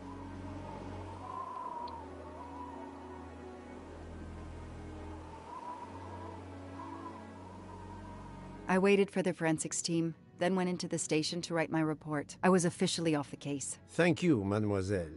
That obviously cannot be the completion of your story. If I might ask a question? Of course.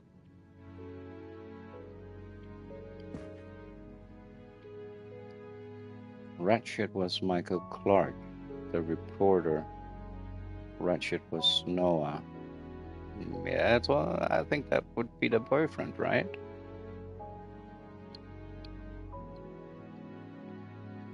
Ratchet was Michael Clark.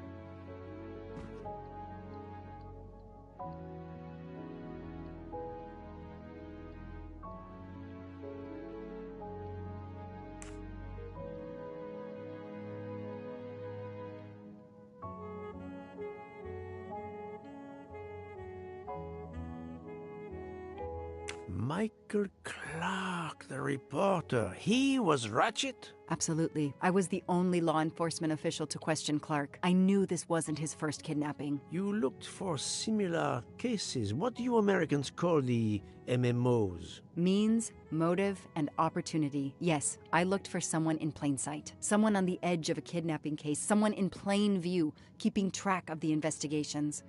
An innocent witness, a concerned neighbor, even another reporter. And eventually you found a name behind an alias. Yes, I found a name. Cassetti, the real name. The real name of the man you call Ratchet is Cassetti. This explains much, mademoiselle, but not all. It explains why she is our #1 suspect. But not how she came to be on this train. Attends, she has grown pale. I don't know what's wrong with me. Excuse me, Mr. Poirot. I don't feel very well. You are exhausted and still feeling the effects of the drug. Stay with us, mademoiselle. One more effort. I need to know your recent movements. I snuck aboard the train. This I observed. You came directly to this room? Yes. Yes, and other than a couple of careful trips to the ladies yesterday, I never left this room. I didn't want to be spotted by Ratchet. Yesterday, I chatted with my roommate, Miss Schmidt, I think, here in our room. She brought me some dinner. I got very sleepy and nodded off. And now she nods off again. Is this a joke? She must be faking so we can't interrogate her further, Poirot. No, Book. She really seems to have fallen asleep again. It is my fault. She must have been given a dangerous dose of sleeping pills last night. The effects should wear off soon, I hope, but I am afraid asking her to tell us her story was too much for her. Pinch her, Poirot. She's faking. Her eyes are dilated. She is not faking, and there will be no pinching. Dr. Constantine, please stay with her. Monsieur Bouc, ask the other passengers to gather in the dining car. There are still many questions I need to ask. But all of them together? Won't someone overhear you questioning the others? I will speak softly because I am trained to do so. They will speak softly because they want to. Very well. I will do as you say.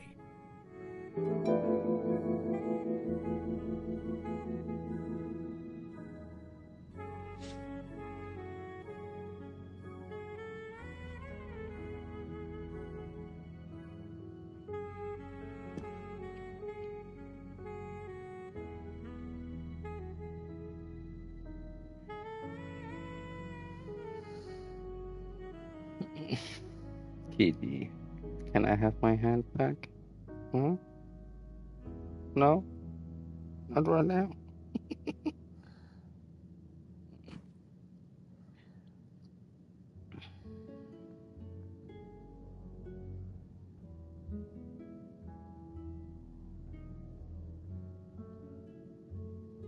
No.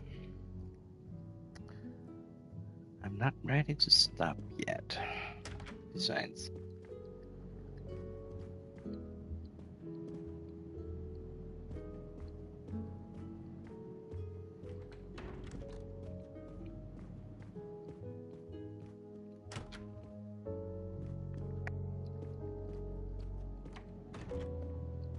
my room.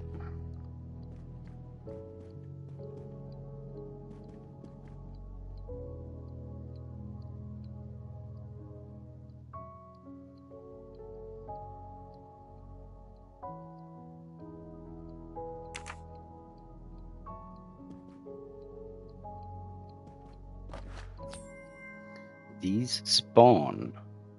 Ha-ha! Golden mustache. They can be anywhere. At all times, in different places. Also places I have checked.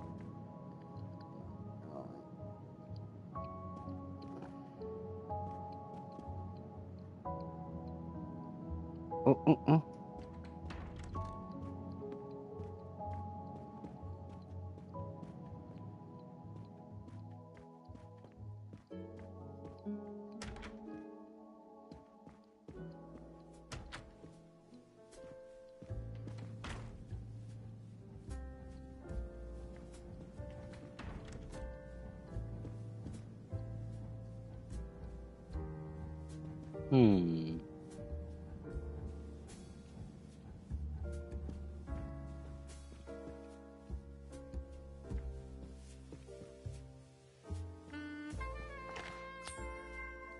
Come to Poirot, my exquisitely sculpted friend.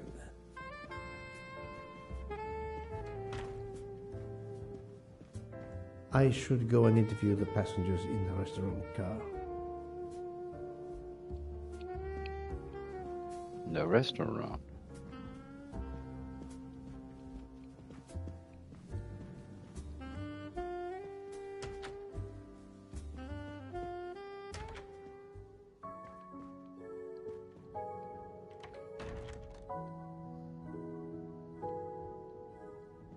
The passengers who agreed to come and talk to you are assembled, Poirot. Mr. Masterman is already here to answer your questions. Perfect. Thank you, my friend. Sit down, Monsieur Masterman, please. Thank you. Does the name Cassetti mean anything to you? No. Should it? Have you heard of the Armstrong kidnapping case? Of course. It was all over the news a few years ago. Your employer's real name is Cassetti.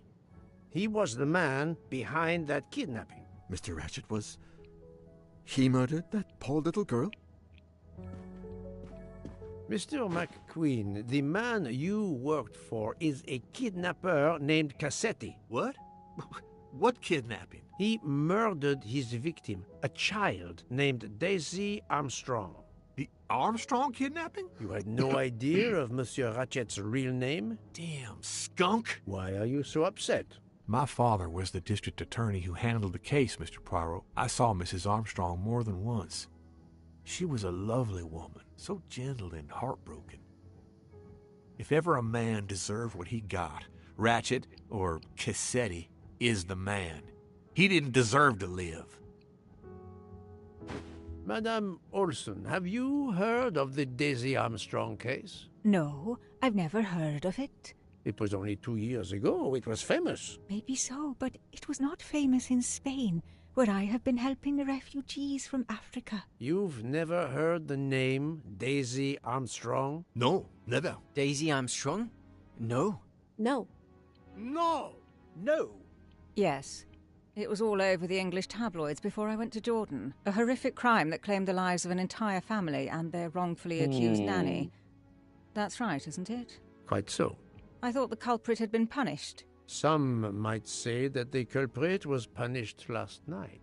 Oh, my heavens. May I ask you a few more questions? Yes, of course. Okay.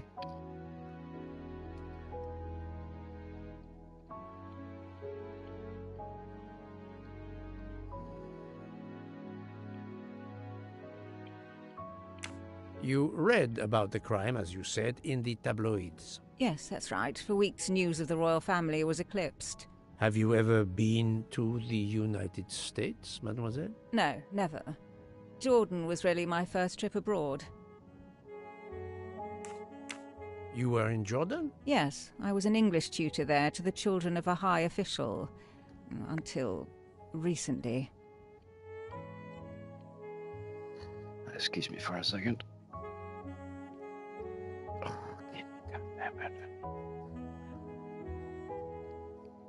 Right.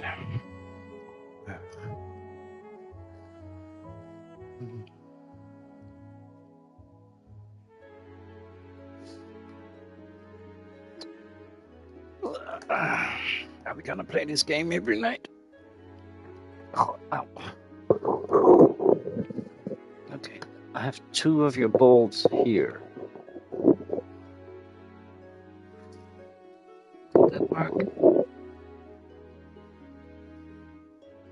1 here, see? Doop. That's yours. Here's another one. Doop. That's also yours. What's that in there? Sorry for the scratching. Mike is touching the floor. How could you put all of them in there? There's like 7. If you can see somebody snaking around on the camera, it's me. Move it, Minnie. 1, 2, 3. Okay, that was 5. And I see a tiny basketball. That's also yours. What? 6. No wonder you wanted to get in here yesterday. I don't know if you can get that one. It's the sparkly one. Oh, God. Floor's hard. Move your bum. Move it. Yeah, that one is a little... Oh. Kitty, move. Yeah, it's nice you want to help.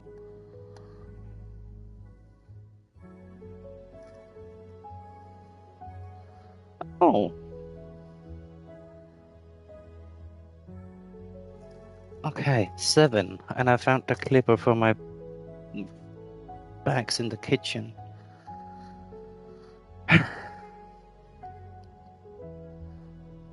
Okay. See? Now I put 1 there. 1 there. 1 there. And 2 here. No, she doesn't. Oh, God dang it.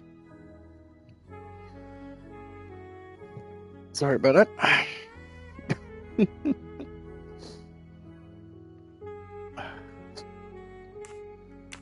What is your relationship to Captain Arbuthnot? Who? A former soldier traveling with us. You must have met him. Ah, yes, I met him on the platform in Istanbul. We only had a brief exchange of pleasantries, nothing more. British Reserve and all that. Ah, the British Reserve. Yes, with this I am familiar.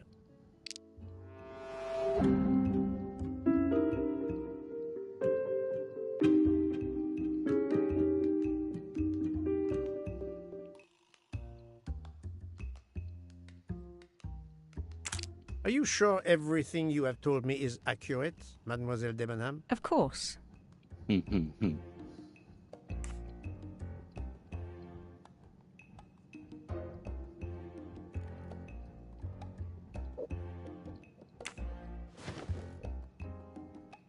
Mademoiselle, I know that you met Captain Arbuthnot at the Tocatlion Hotel.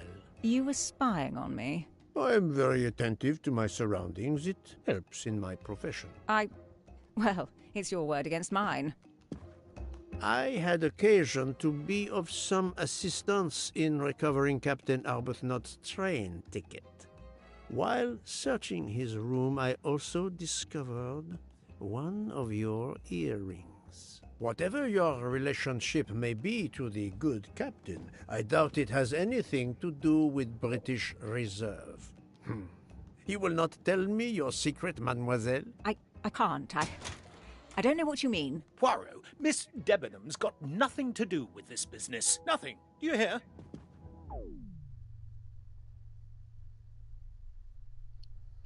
Ooh.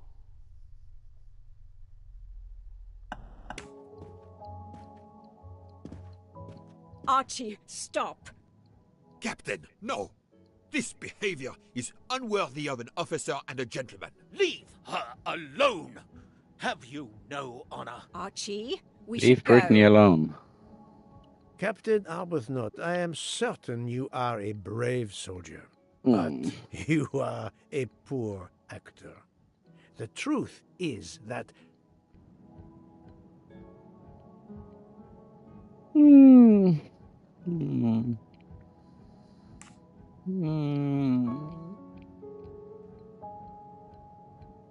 Your relationship with Miss Debenham is beyond doubt, Captain. Your reaction was apparently that of a man trying to protect the woman he loves. I might understand that if your relationship were some cleverly disguised secret, but it is not. You make puppy dog eyes at one another at every opportunity. You cannot hide your love. Everybody knows. I advise you to stop with your accusations, Mr. Poirot. I'm going to escort Miss Debenham back to her compartment. Make of that what you will. The captain and Mademoiselle Debenham are obviously adamant about not revealing their relationship, but this scene convinced me there is more that is not so obvious. This murder has everyone on edge. In my 25-year career, I have never seen such madness aboard the Orient Express. I understand, my friend. The more we learn, the more perplexing this train ride becomes. But we have other clues to pursue. What do you have in mind?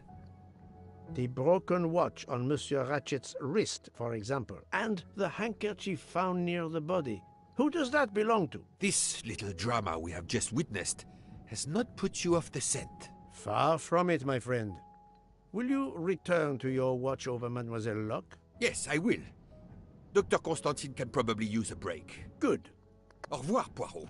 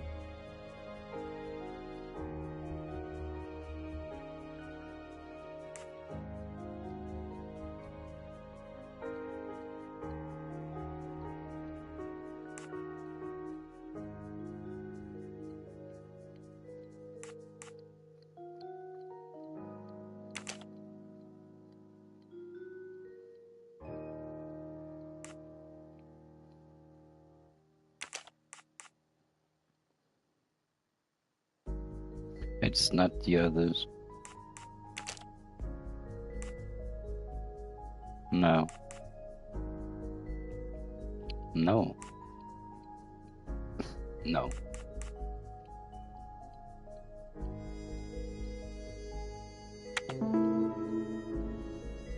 Yes, there are only 3 possible hypotheses. The watch has been tampered with, or it is out of adjustment, or it indicates the time of the murder. I shall explore these last 2 possibilities before reaching any conclusions. If the watch is out of adjustment, it may be broken. There may also be another reason related directly to Ratchet. Maybe the watch is set to another time zone.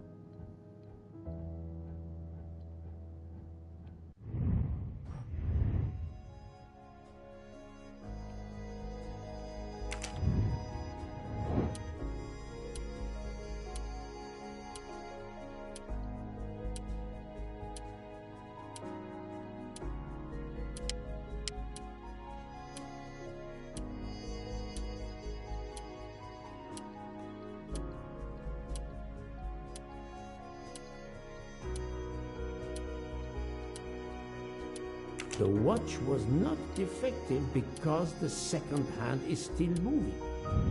My little gray cells did not let me down.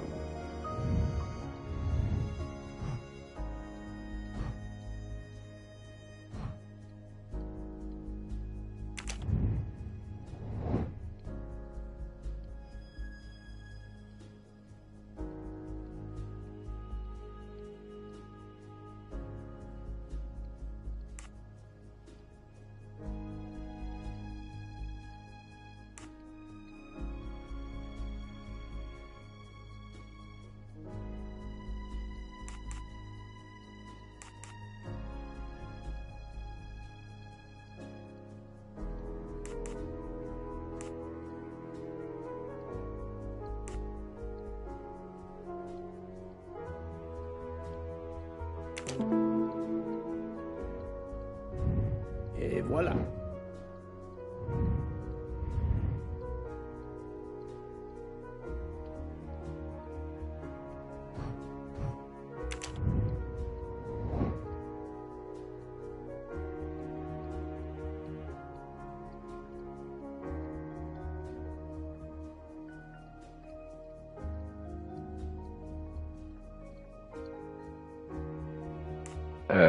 It's written on the screen.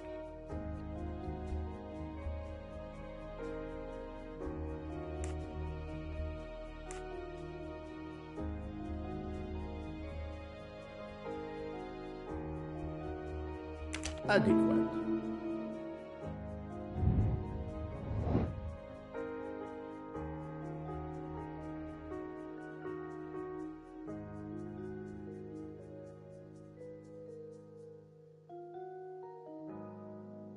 We haven't passed in. Good. It's 50-50. If this theory is correct, then the murder took place at 12:15 a.m. I must interrogate all the passengers to see if any of them have an alibi for this hour.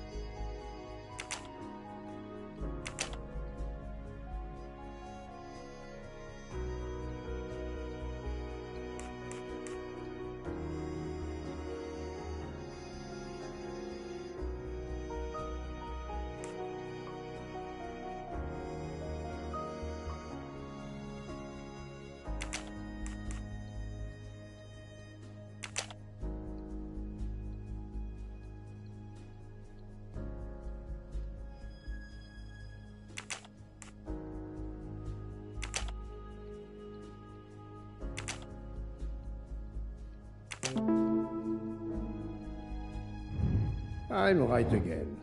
That happens to me a lot.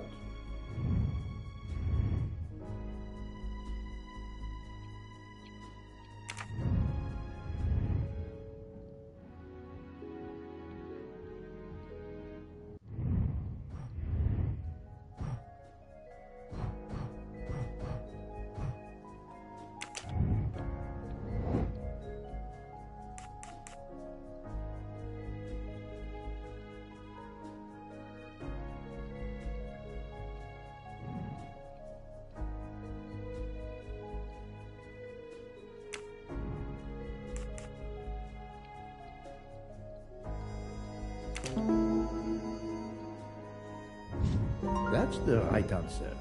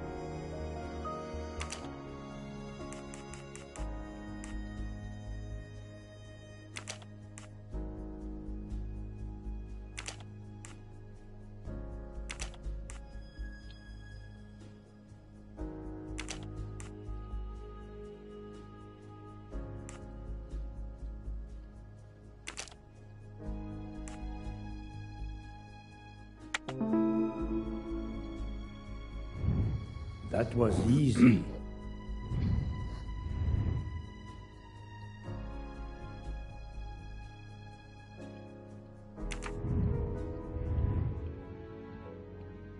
What's up, kitty? All your toys are in the kitchen. You didn't give me one.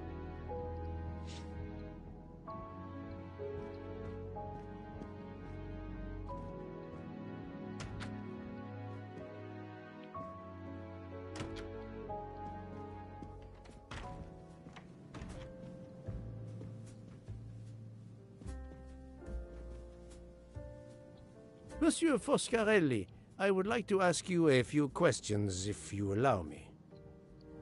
Ah, Signore Poirot, is it? I was wondering when you'd get around to me. Unfortunately, you find me on a mission of mercy. Hello, Monsieur Poirot. Sorry, we have a small problem. The orange juicer has broken down and I can't fix it. Mr. Foscarelli has kindly offered to help me. It isn't a car engine, but I am doing my best. Even with the two of us, we can't manage. Let me guess. You call upon Poirot to help. I'd be happy to answer your questions when we finished.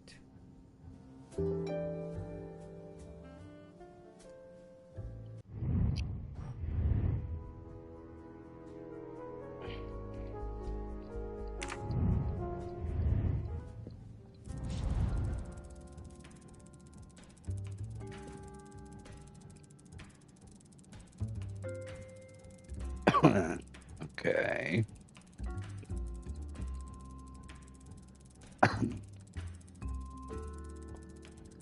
Four big, too small.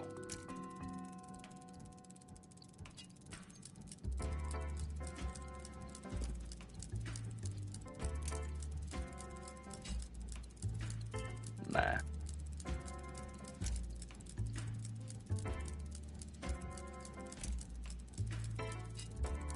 Nah.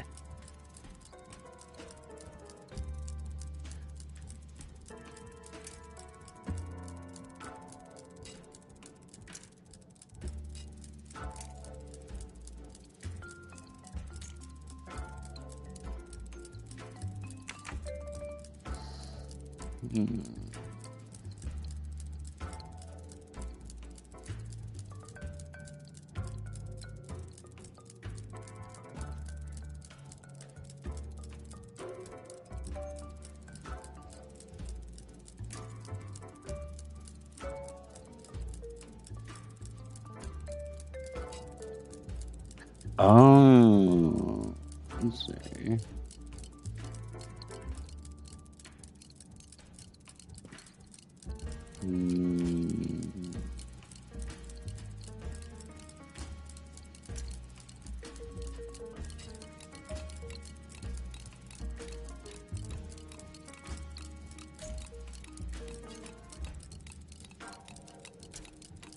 Voila, it should work correctly now.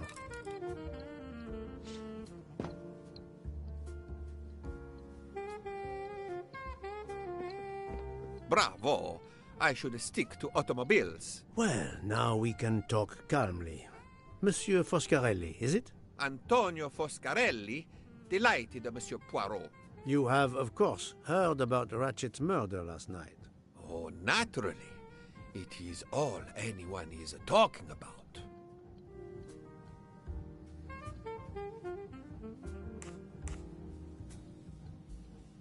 Have you ever been to the United States? Yes, it has been a primary market for our cars for the last 10 years. You remember the Armstrong case? Armstrong? The name, yes. It was a little girl. A baby, was it not? Yes, a very tragic affair. Did you know that Cassetti, the kidnapper, was actually Ratchet? Oh, no.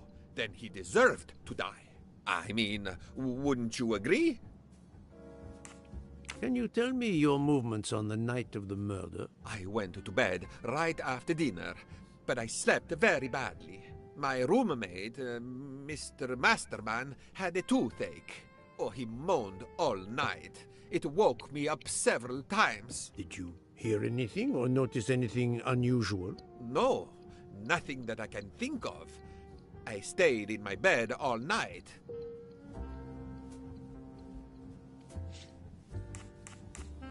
Well, thank you, Mr. Foscarelli. I'm sorry I couldn't help more, Signore. I remain at your disposal if you should need me.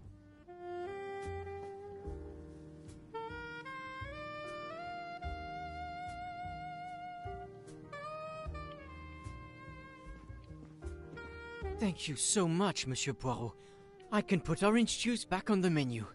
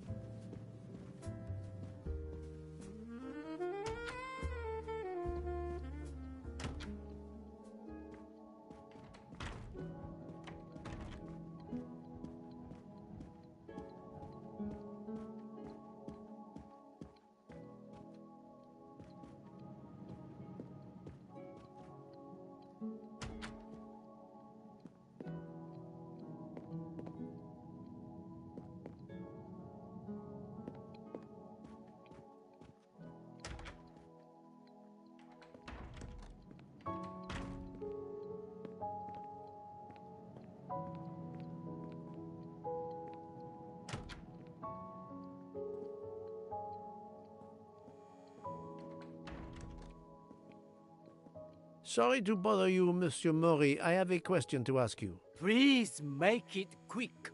I have a meal to prepare.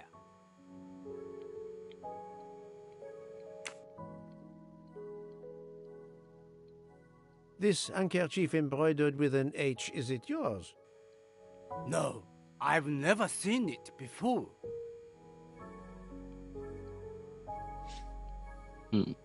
Thank you. That is all I wanted to know. I hope your investigation won't interfere with today's menu.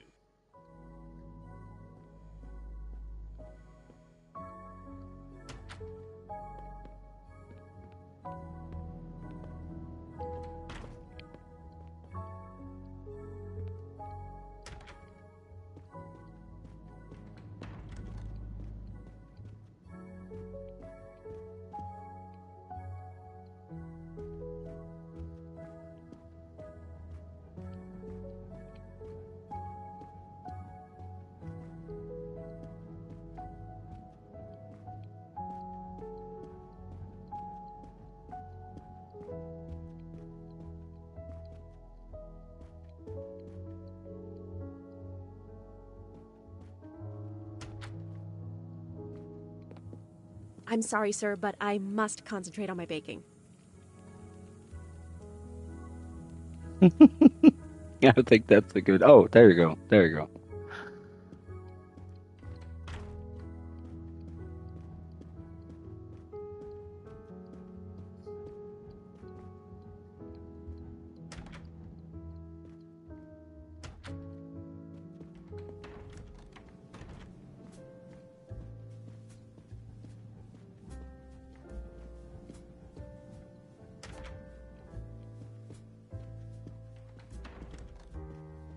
Enchanté, mademoiselle.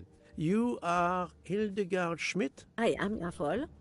And you, I know, are Herr Poirot. Correct. May I ask you for a few minutes of your time to answer a few questions? With pleasure, but first may I ask for your help? Why does this not surprise me? I don't know. I am at your service, Fraulein. My mistress, Princess Dragomirov, has asked me to open this traditional Matryoshka doll. There is a trinket inside she must retrieve. Madame, in my experience, each Russian nesting doll simply pulls apart to reveal the next one inside. Indeed. Yet try it for yourself. As you wish. Ah, you are a gentleman.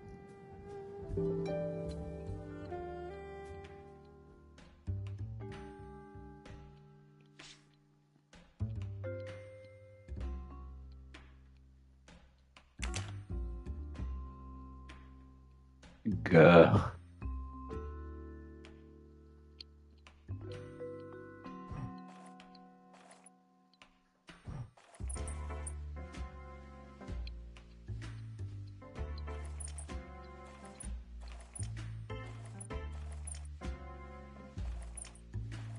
No?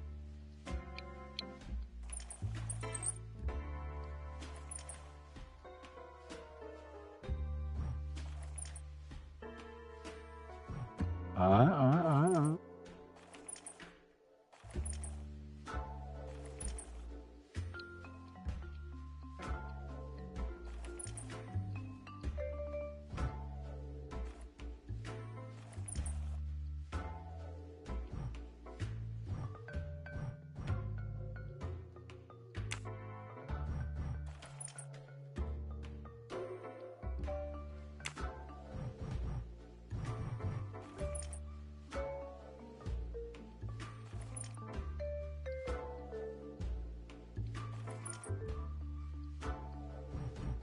Here's something wrong.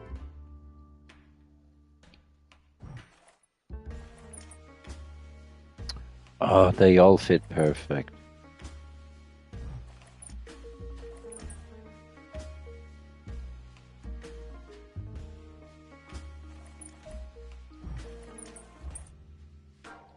Yeah.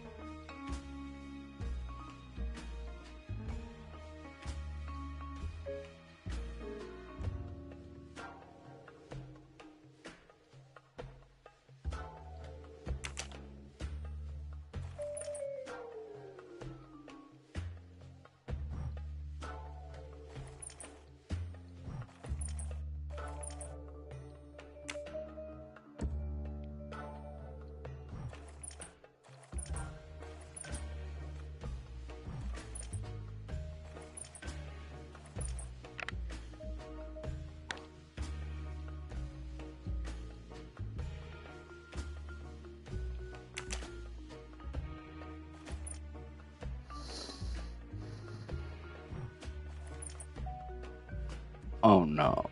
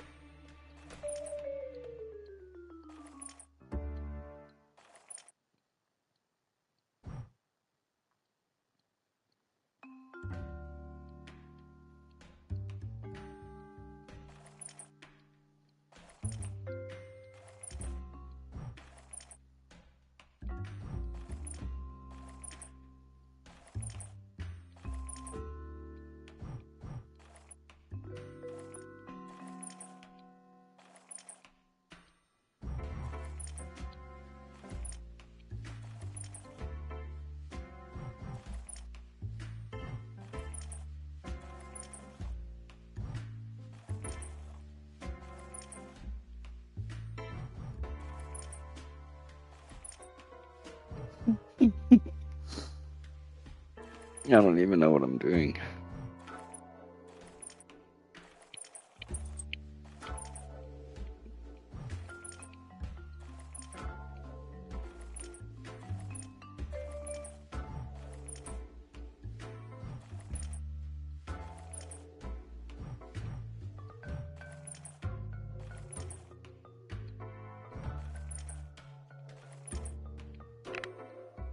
Oh.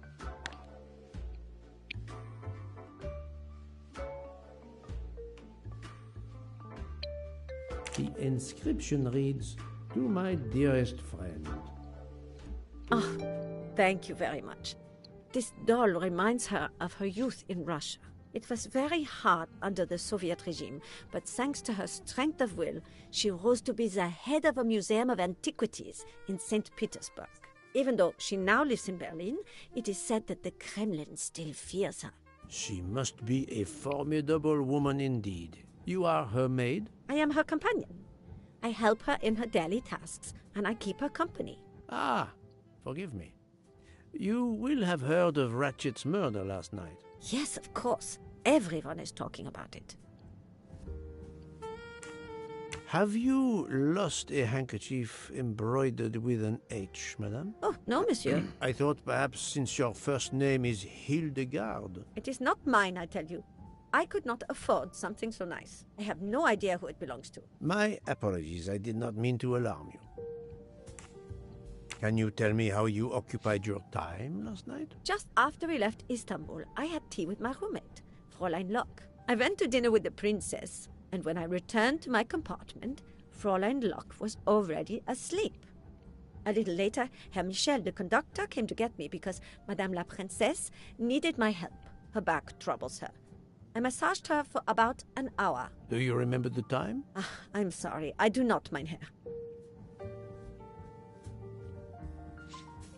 Thank you for answering my questions, madame.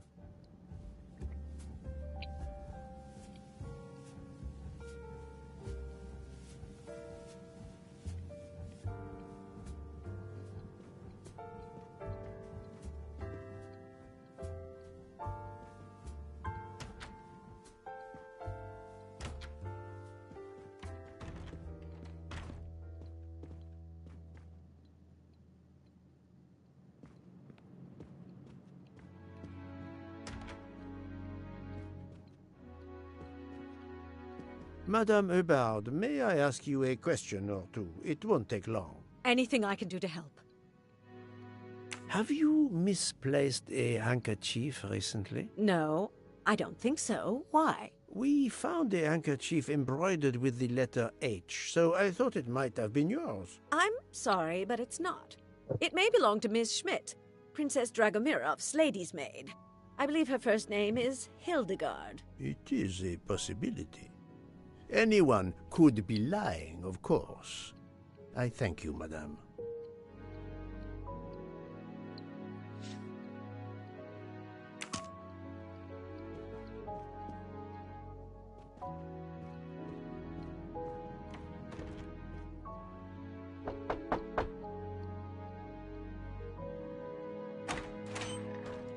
Monsieur, I am Hercule. I know who you are, Monsieur Poirot. What do you want? Answers to a simple question or two. All right, but quickly.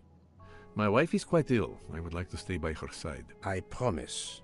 First of all, I imagine you know about the murder. Of course. The Countess is terribly distressed. Your full name? Rudolf Adreni. Your home is? Budapest. And how do you come to be aboard the Orient Express? I am a Hungarian diplomat. My family has represented our homeland since the revolution from the Soviet Union in 1956. I was on my country's business in Istanbul. Business which I cannot discuss. And your wife often accompanies you on your diplomatic missions? Yes, and why not? Was there anything else you wanted to know?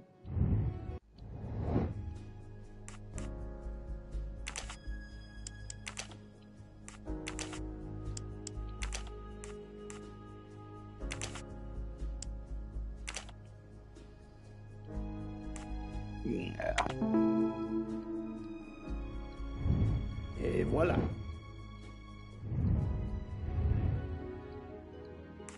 Have you ever been to the United States? I was posted to the Hungarian embassy in Washington for a year. You knew, perhaps, the Armstrong family. Armstrong? Armstrong. It is difficult to recall. One meets so many people. Can you tell me how you spent last night? I was in our compartment with my wife. She went to bed early. I played a video game on my phone. Around 11 o'clock in the evening, my wife woke up and couldn't get back to sleep. She took a sleeping pill. As for me, I went to bed soon after that and slept straight through until morning.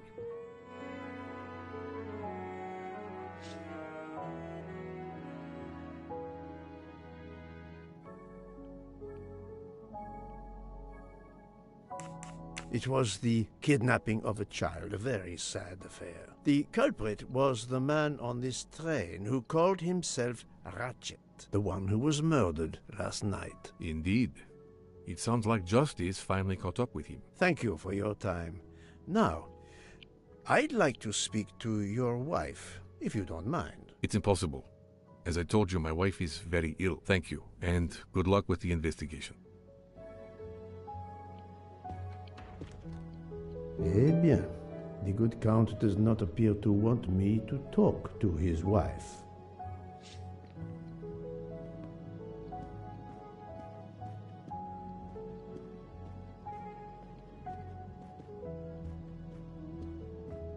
My room.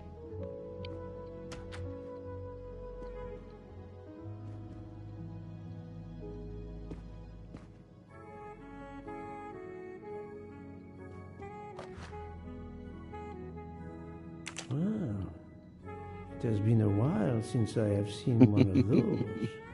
Mm-hmm.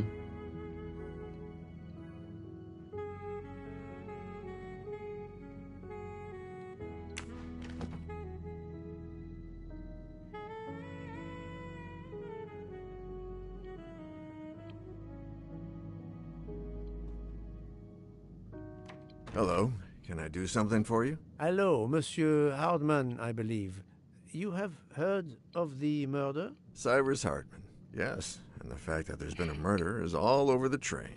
You do not seem very concerned about it, monsieur. It's not the first murder I've run across. I had no idea the selling of toys was so dangerous. I did overhear you mention at dinner that this is your profession. Toy salesman is a cover. I'm a private detective, just like you, from the U.S.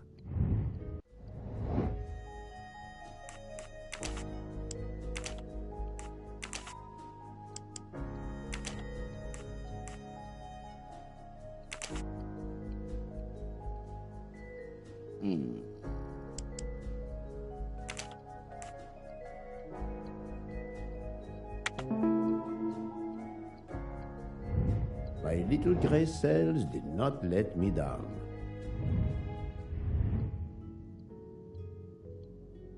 I did not expect to find another detective on this train. I just finished a job in Istanbul when I received an email from Ratchet. He hired me to protect him. Something you failed to do. I'm not happy about that.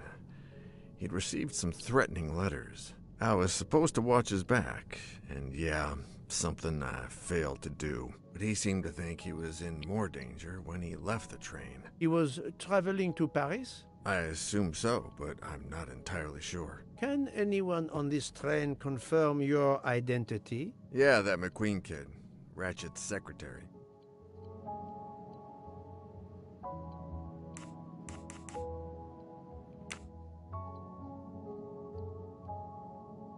Is this handkerchief embroidered with an H yours? Do I look like the kind of guy who would use a handkerchief like that?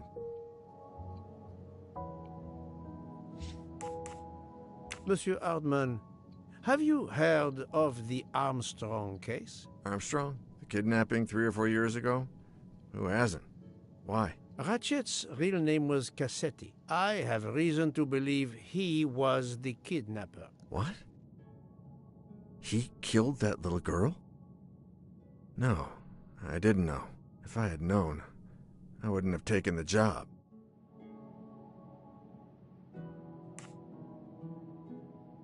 Do you have any idea who was behind the threatening letters? I don't know his name, but Ratchet told me he was a small man. Dark hair, with a womanish kind of voice. Oh, thank you for your help. Were you on duty last night? You bet. I kept my door open a crack and I watched all night. No one entered that car who didn't belong there. Did you see anything in particular? The conductor, Michel. He was there most of the time, too, except for 15 minutes or so after we left Vinkovsky. He must have answered a call from Ratchet's room. Then he was absent again for a while around 1 a.m. After that, he didn't move until 5.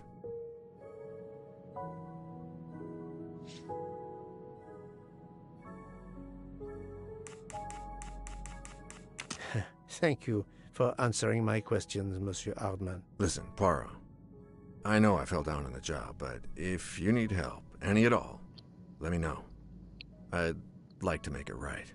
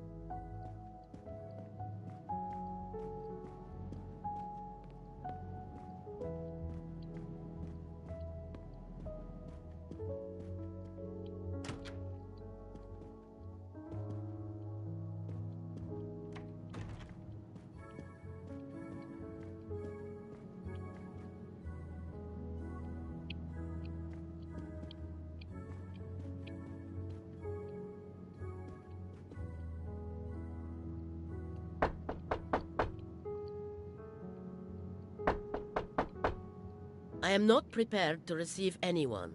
Come back later. Very well, madam. I'll come back later. But you will need to speak to me.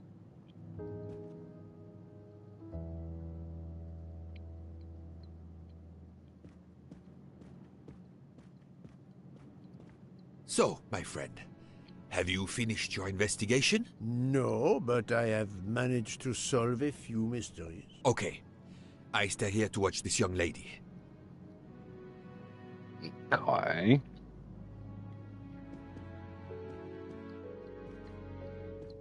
Excuse me, Doctor. May I ask you a question? Anything that can help the investigation, Mr. Poirot. Thank you, Kitty. I'm good at this. I wanted to know what your first name is, Doctor. My name is Robert. Why? To find out if the handkerchief embroidered with an H could have been yours. I'm a doctor, Mr. Poirot. Cloth handkerchiefs are a playground for viruses. I would not touch one.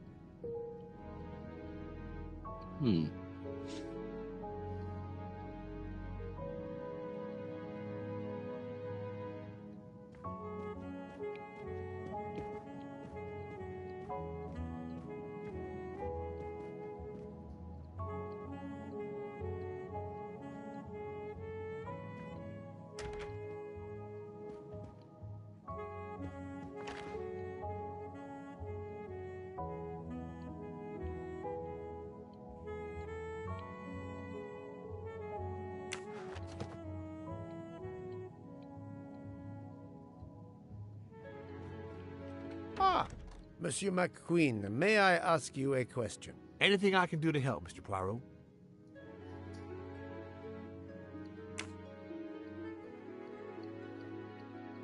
This handkerchief embroidered with an H.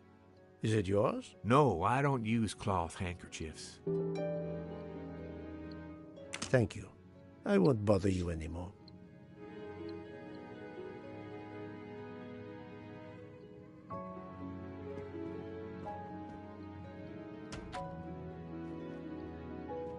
I hope your investigation is going well, Mr. Poirot.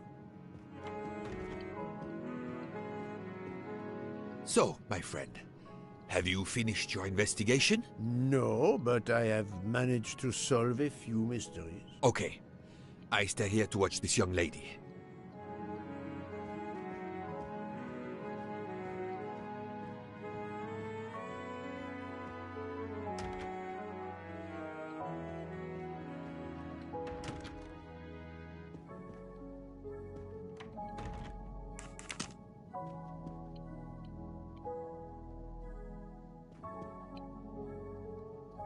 Uh-oh. Oh, I just kind of froze there.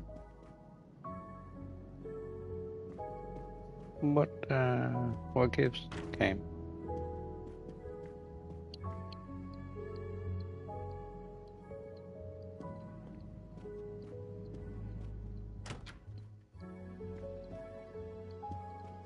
Madame Hubbard, may I ask you a question or two? It won't take long. Anything I can do to help.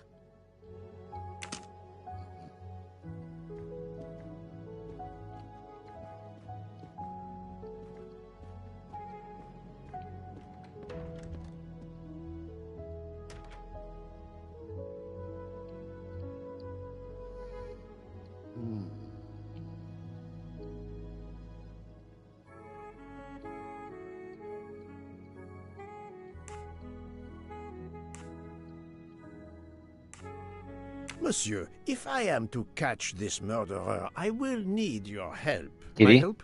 Uh-uh. I am at your service, Poirot.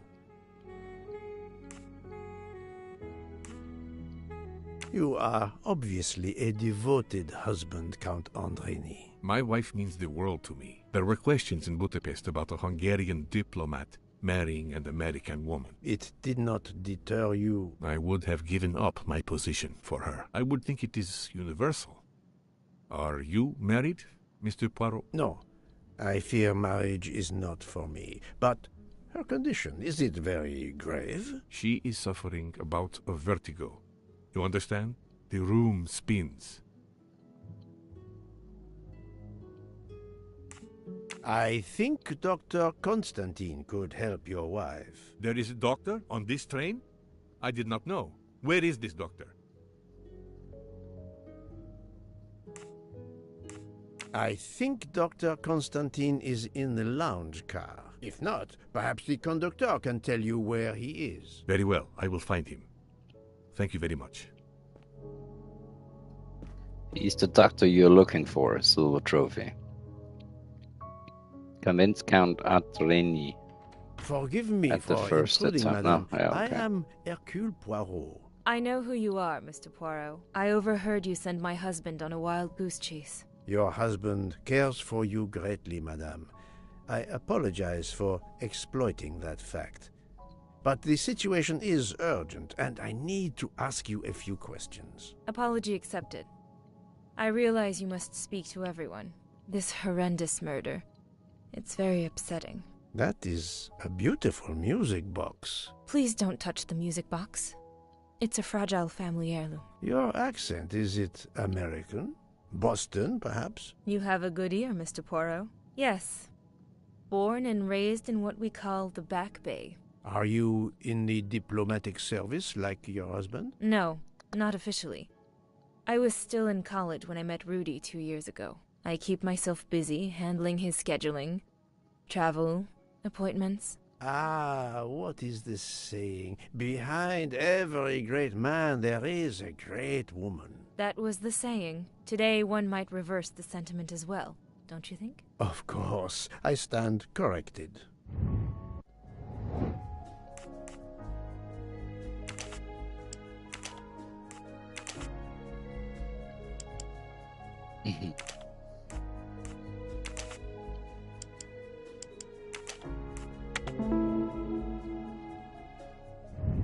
I'm right again. That happens to me a lot. A handkerchief embroidered with an H was found at the crime scene. By any chance, does your first name begin with an H? No, my first name is Elena, with an E. Can you tell me what you did last night? Well, my husband and I went to dinner. Then we came back here. We went to bed around 10 o'clock. I tried to sleep, but I couldn't, because of the shaking of the train. I suffer from vertigo. I finally took a sleeping pill, and that did the trick. When did the train's motion prevent you from sleeping? Between midnight and 2 a.m. I know because I must have looked at my watch about 10 times. I see.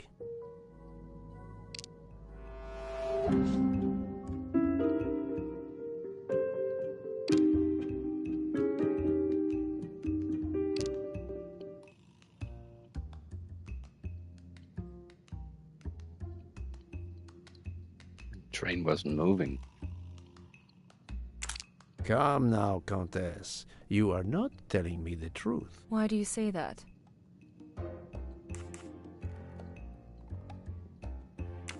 The train stopped at 12:30 a.m. due to snow, so there was no shaking of the train. But you told me that it was the shaking that prevented you from sleeping. I don't know, you're confusing me. My vertigo. Madame, a man died last night. You can't talk nonsense just because you're sick. You are hiding something from me. How dare you? I didn't do anything wrong. I'm going to find my husband.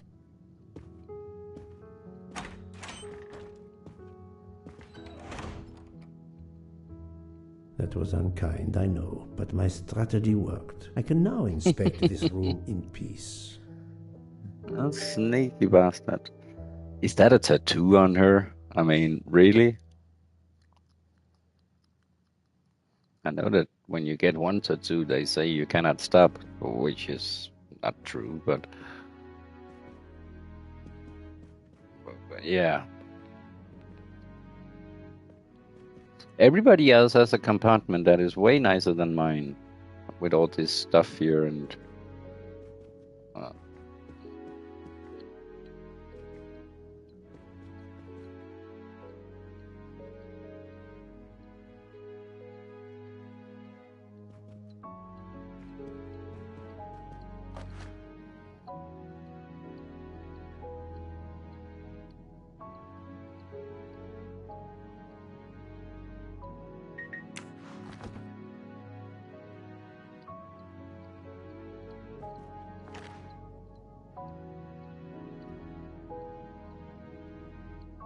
this company. These must be the sleeping pills that Countess Andreni took last night.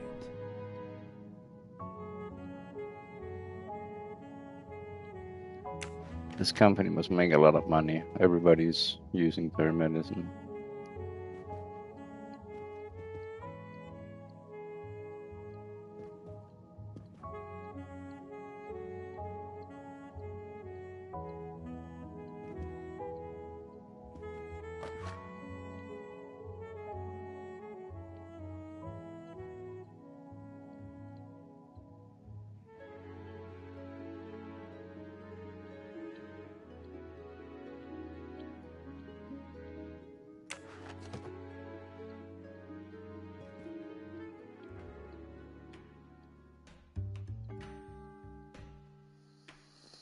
What is this?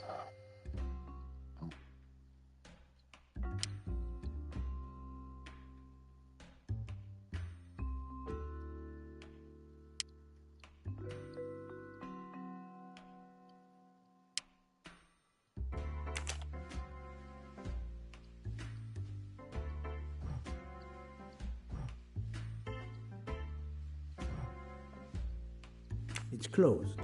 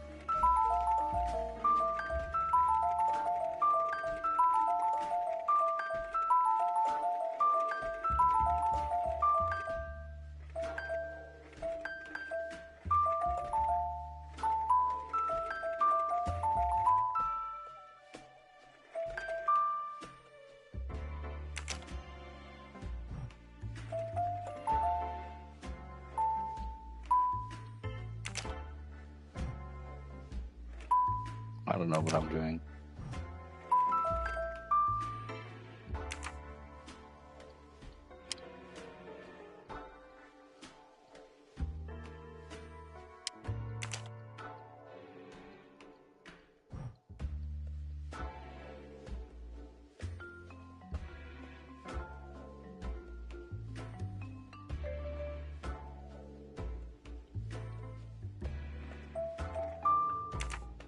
Oh.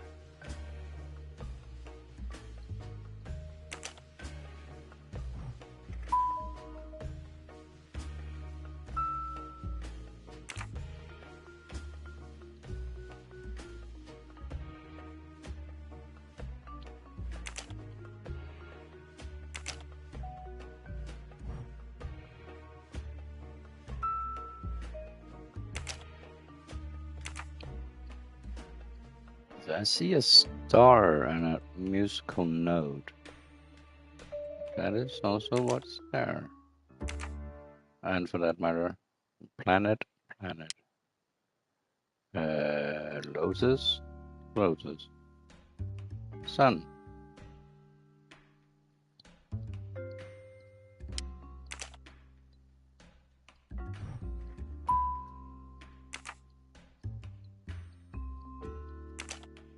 Now it's aligned.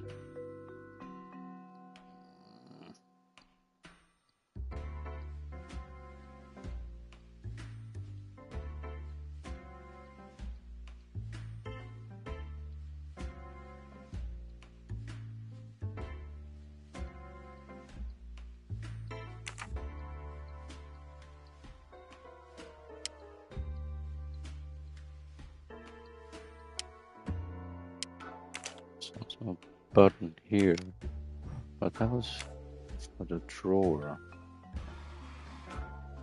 Oh.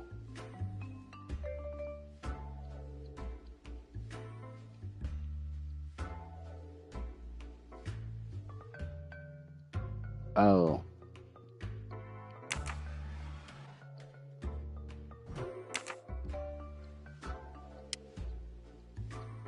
That's not right at all.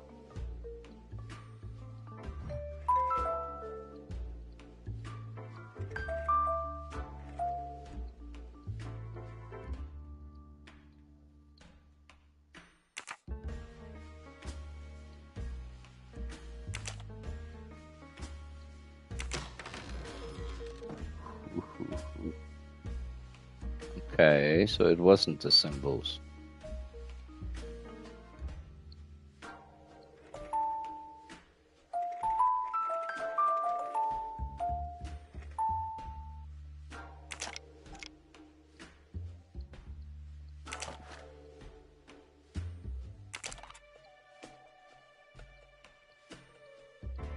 My beautiful young ladies, Helena and Sonia.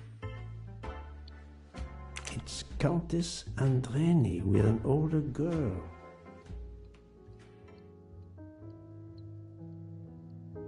For my beautiful young ladies, Helena and Sonia. Helena with an H.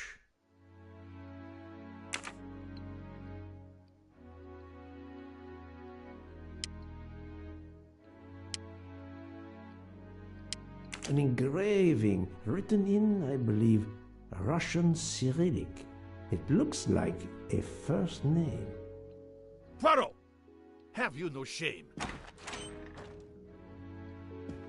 Monsieur, I am afraid shame is not a very helpful emotion for a detective trying to get at the truth. What are you doing in our compartment? I am investigating a murder, Count Andreni. My wife is ill. My apologies, monsieur, but your wife seemed in perfect health when she left the room to find you. I do apologize, but I needed to search your compartment. You will regret this, Poirot. Please, Count. You aren't going to challenge me to a duel, are you? Countess, I'm afraid I took the liberty of inspecting your little music box. How dare you! The message in the medallion was addressed to you and Sonia. Sonia Armstrong, your older sister, the mother of Daisy, the murdered child. I am a Hungarian diplomat. You have no official standing here. You have no right to search. No, Rudolph. Let me speak. It's useless to deny what this gentleman says.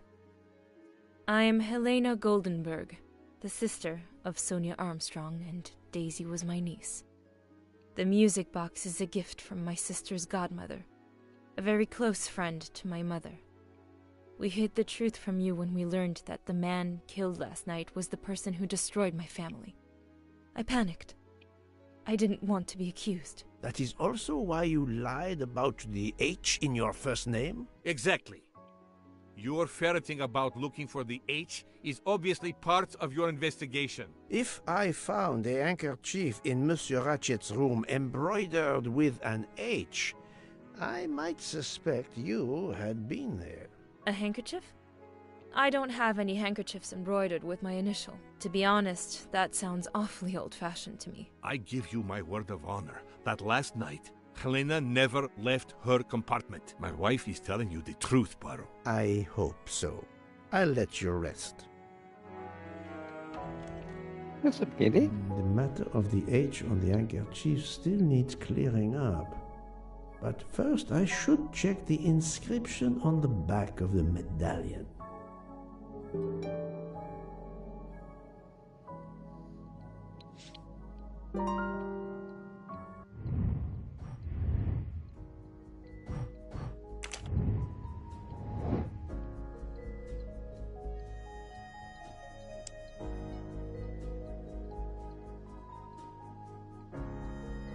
Kitty, don't start that crap.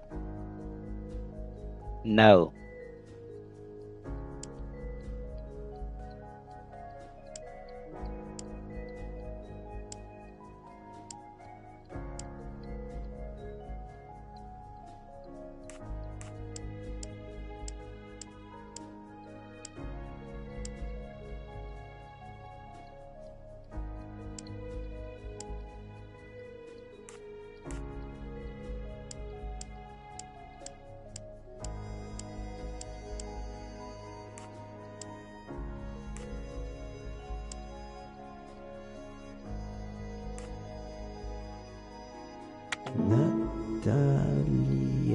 Natalia. Would it be Natalia Dragomirov? She is the only Russian passenger on the train. In addition, her first name begins with an H in Cyrillic. My little gray cells did not let me down.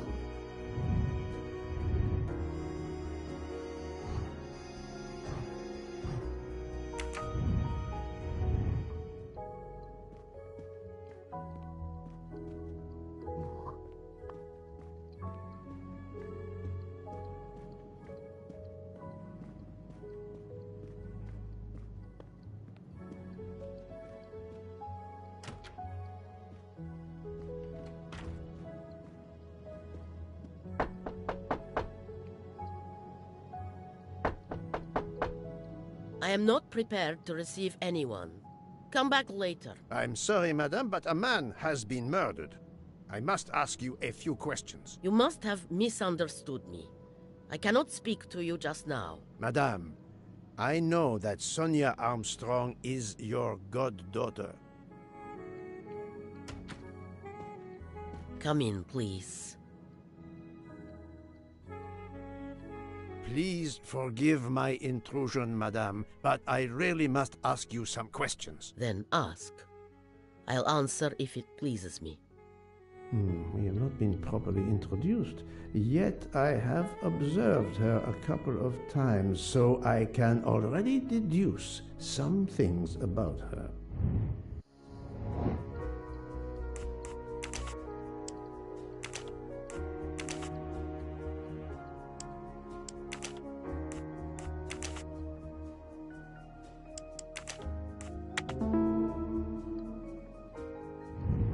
That was easy. I will first ask you about last night. Will you tell me your movements? I went to bed just after dinner. I read until 11, then tried to sleep. Later I woke. What caused you to awaken? I suffered from back pain, a consequence of old age interfering with an active life. I called Schmidt around 12:45 a.m. to give me a massage. She did so until I fell asleep. How long was she with you? A good hour, I would say. I see.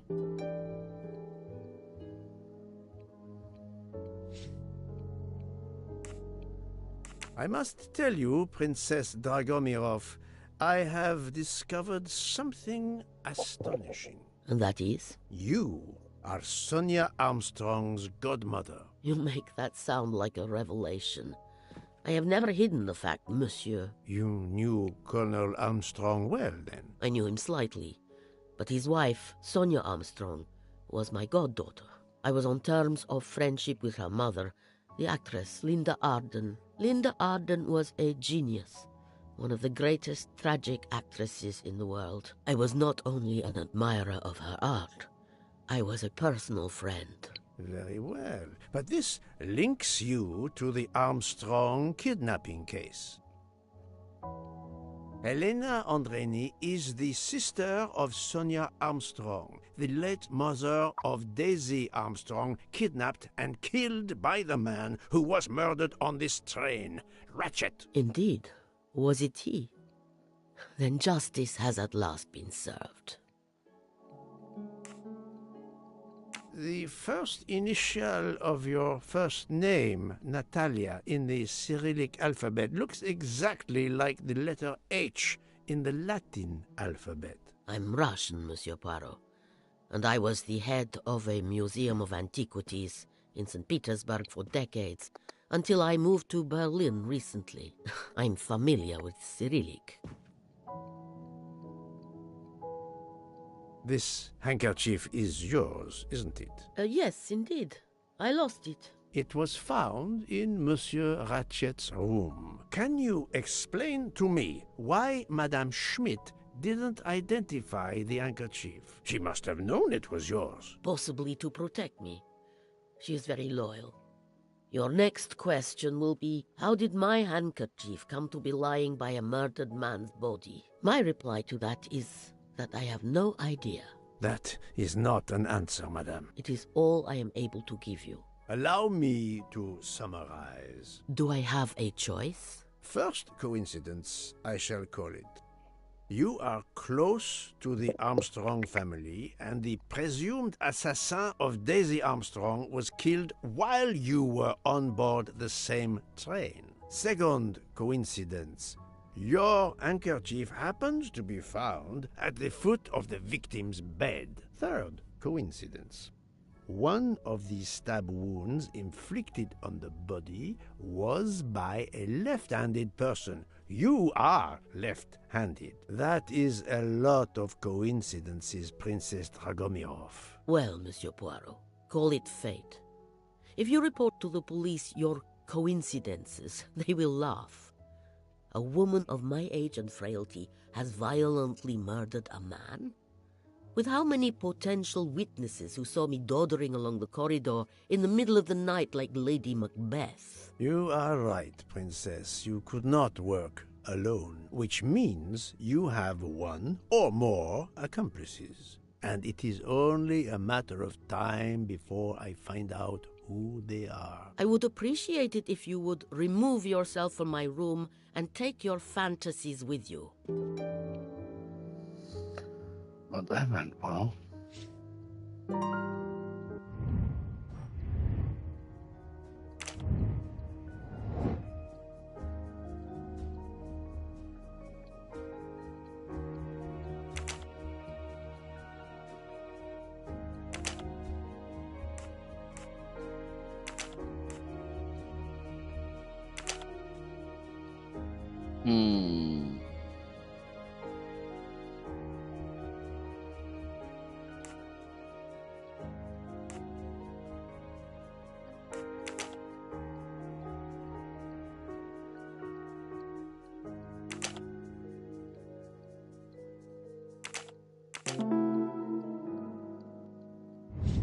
Et voilà.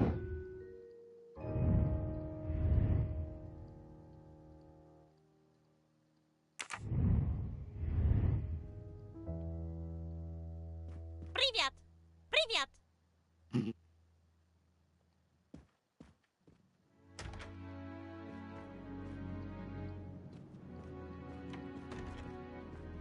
Oh, Poirot, you're there. She hasn't moved, but she seems to be waking up little by little. What about you?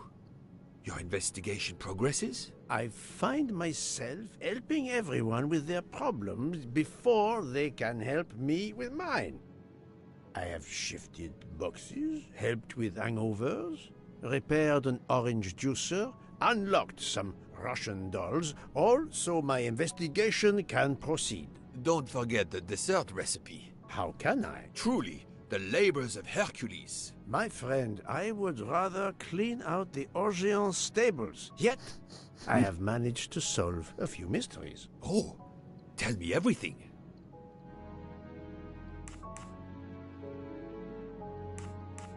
The embroidered handkerchief belongs to Princess Dragomirov. I also found out that she was Sonia Armstrong's godmother. On the same train with the little girl's murderer? Exactly. Also, Elena Andreni is the younger sister of Sonia Armstrong, Daisy's mother. Another passenger connected to the Armstrong case? Yes, Book. What are the odds, do you think? But I cannot see either woman stabbing Ratchet over and over again in a frenzy. And they apparently have alibis. I had 3 theories concerning the broken watch. It could have been tampered with. It could have been out of adjustment before the murder. Or, of course, it could indicate the actual time of the murder. The only hypothesis I could rule out was that the watch was out of adjustment. For the others, they are impossible to verify. So the watch is of little use to the investigation. And I was convinced that it indicated the time of the crime. 2 women involved in the Armstrong case. Let us not forget our patient here. There are 3 women. Look, she seems to be waking up.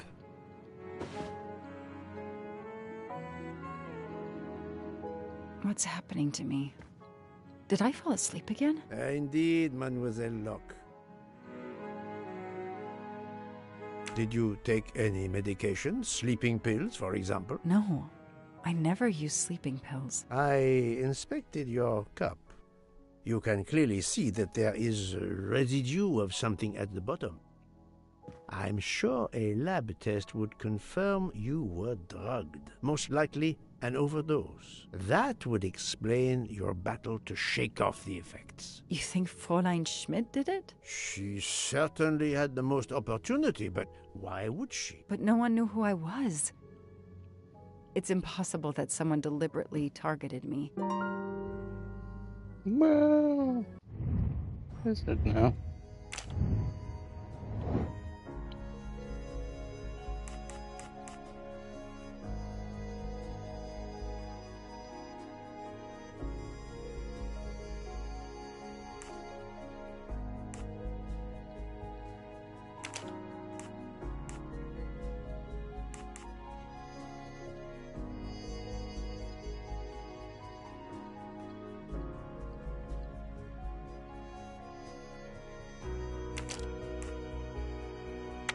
Fraulein Schmidt or Monsieur Michel may have drugged the tea that Mademoiselle Locke drank.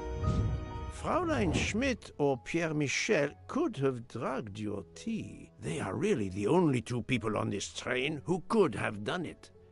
But why would either one do it? Mr. Poirot, I'm feeling much better. I'd like to bring you up to date to why I ended up on this train. If you are able, I would very much like you to finish your story. Very well then. After the Daisy Armstrong case was officially closed, I put out a standing request to the police departments in the Boston area for anything on Michael Clark. But he didn't turn up on their radar. I even set up an anonymous tip line for news about Clark. That's how I met Braid, a sketchy contact on the dark web, but they found nothing I could use. It's all coming together like a broken watch. Finish chapter 6. I think I will stop the game here. 4 long years passed without anything new. That display. Every day I looked at the evidence board I put up in my apartment bedroom. Then this morning, a police report landed on my desk that changed everything. I paid a visit to the police property room and took home a box full of clues. There was his name. Michael Clark.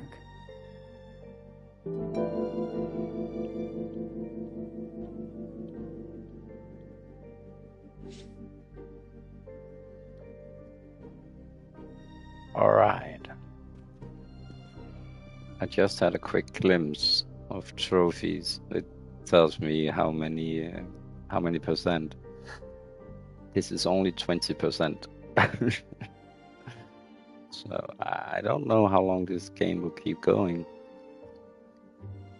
But it's much bigger than I expected.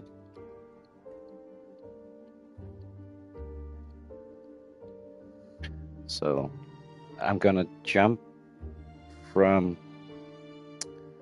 Hercule Poirot for now. Tomorrow's Friday. I think I'll continue again. And then it's weekend, you know. Might hang more in Fallout during the weekend, but I definitely also I want to see where this goes. The beginning, I like the like there is another version of this, much older, for the PlayStation 4. It has another tempo and another environment. Other music, other kind of graphics too, and la la la la. But this is growing on me. I feel invested in this, you know. So I'm sure I will continue this tomorrow. Here it is 1 a.m. right now, so it won't be that long time from now. Yeah. So anyway, thanks for watching. And I'm happy you're here. Take care, guys and girls, men and women, and cats and dogs. And yeah, enjoy your evening. Take care. Bye bye.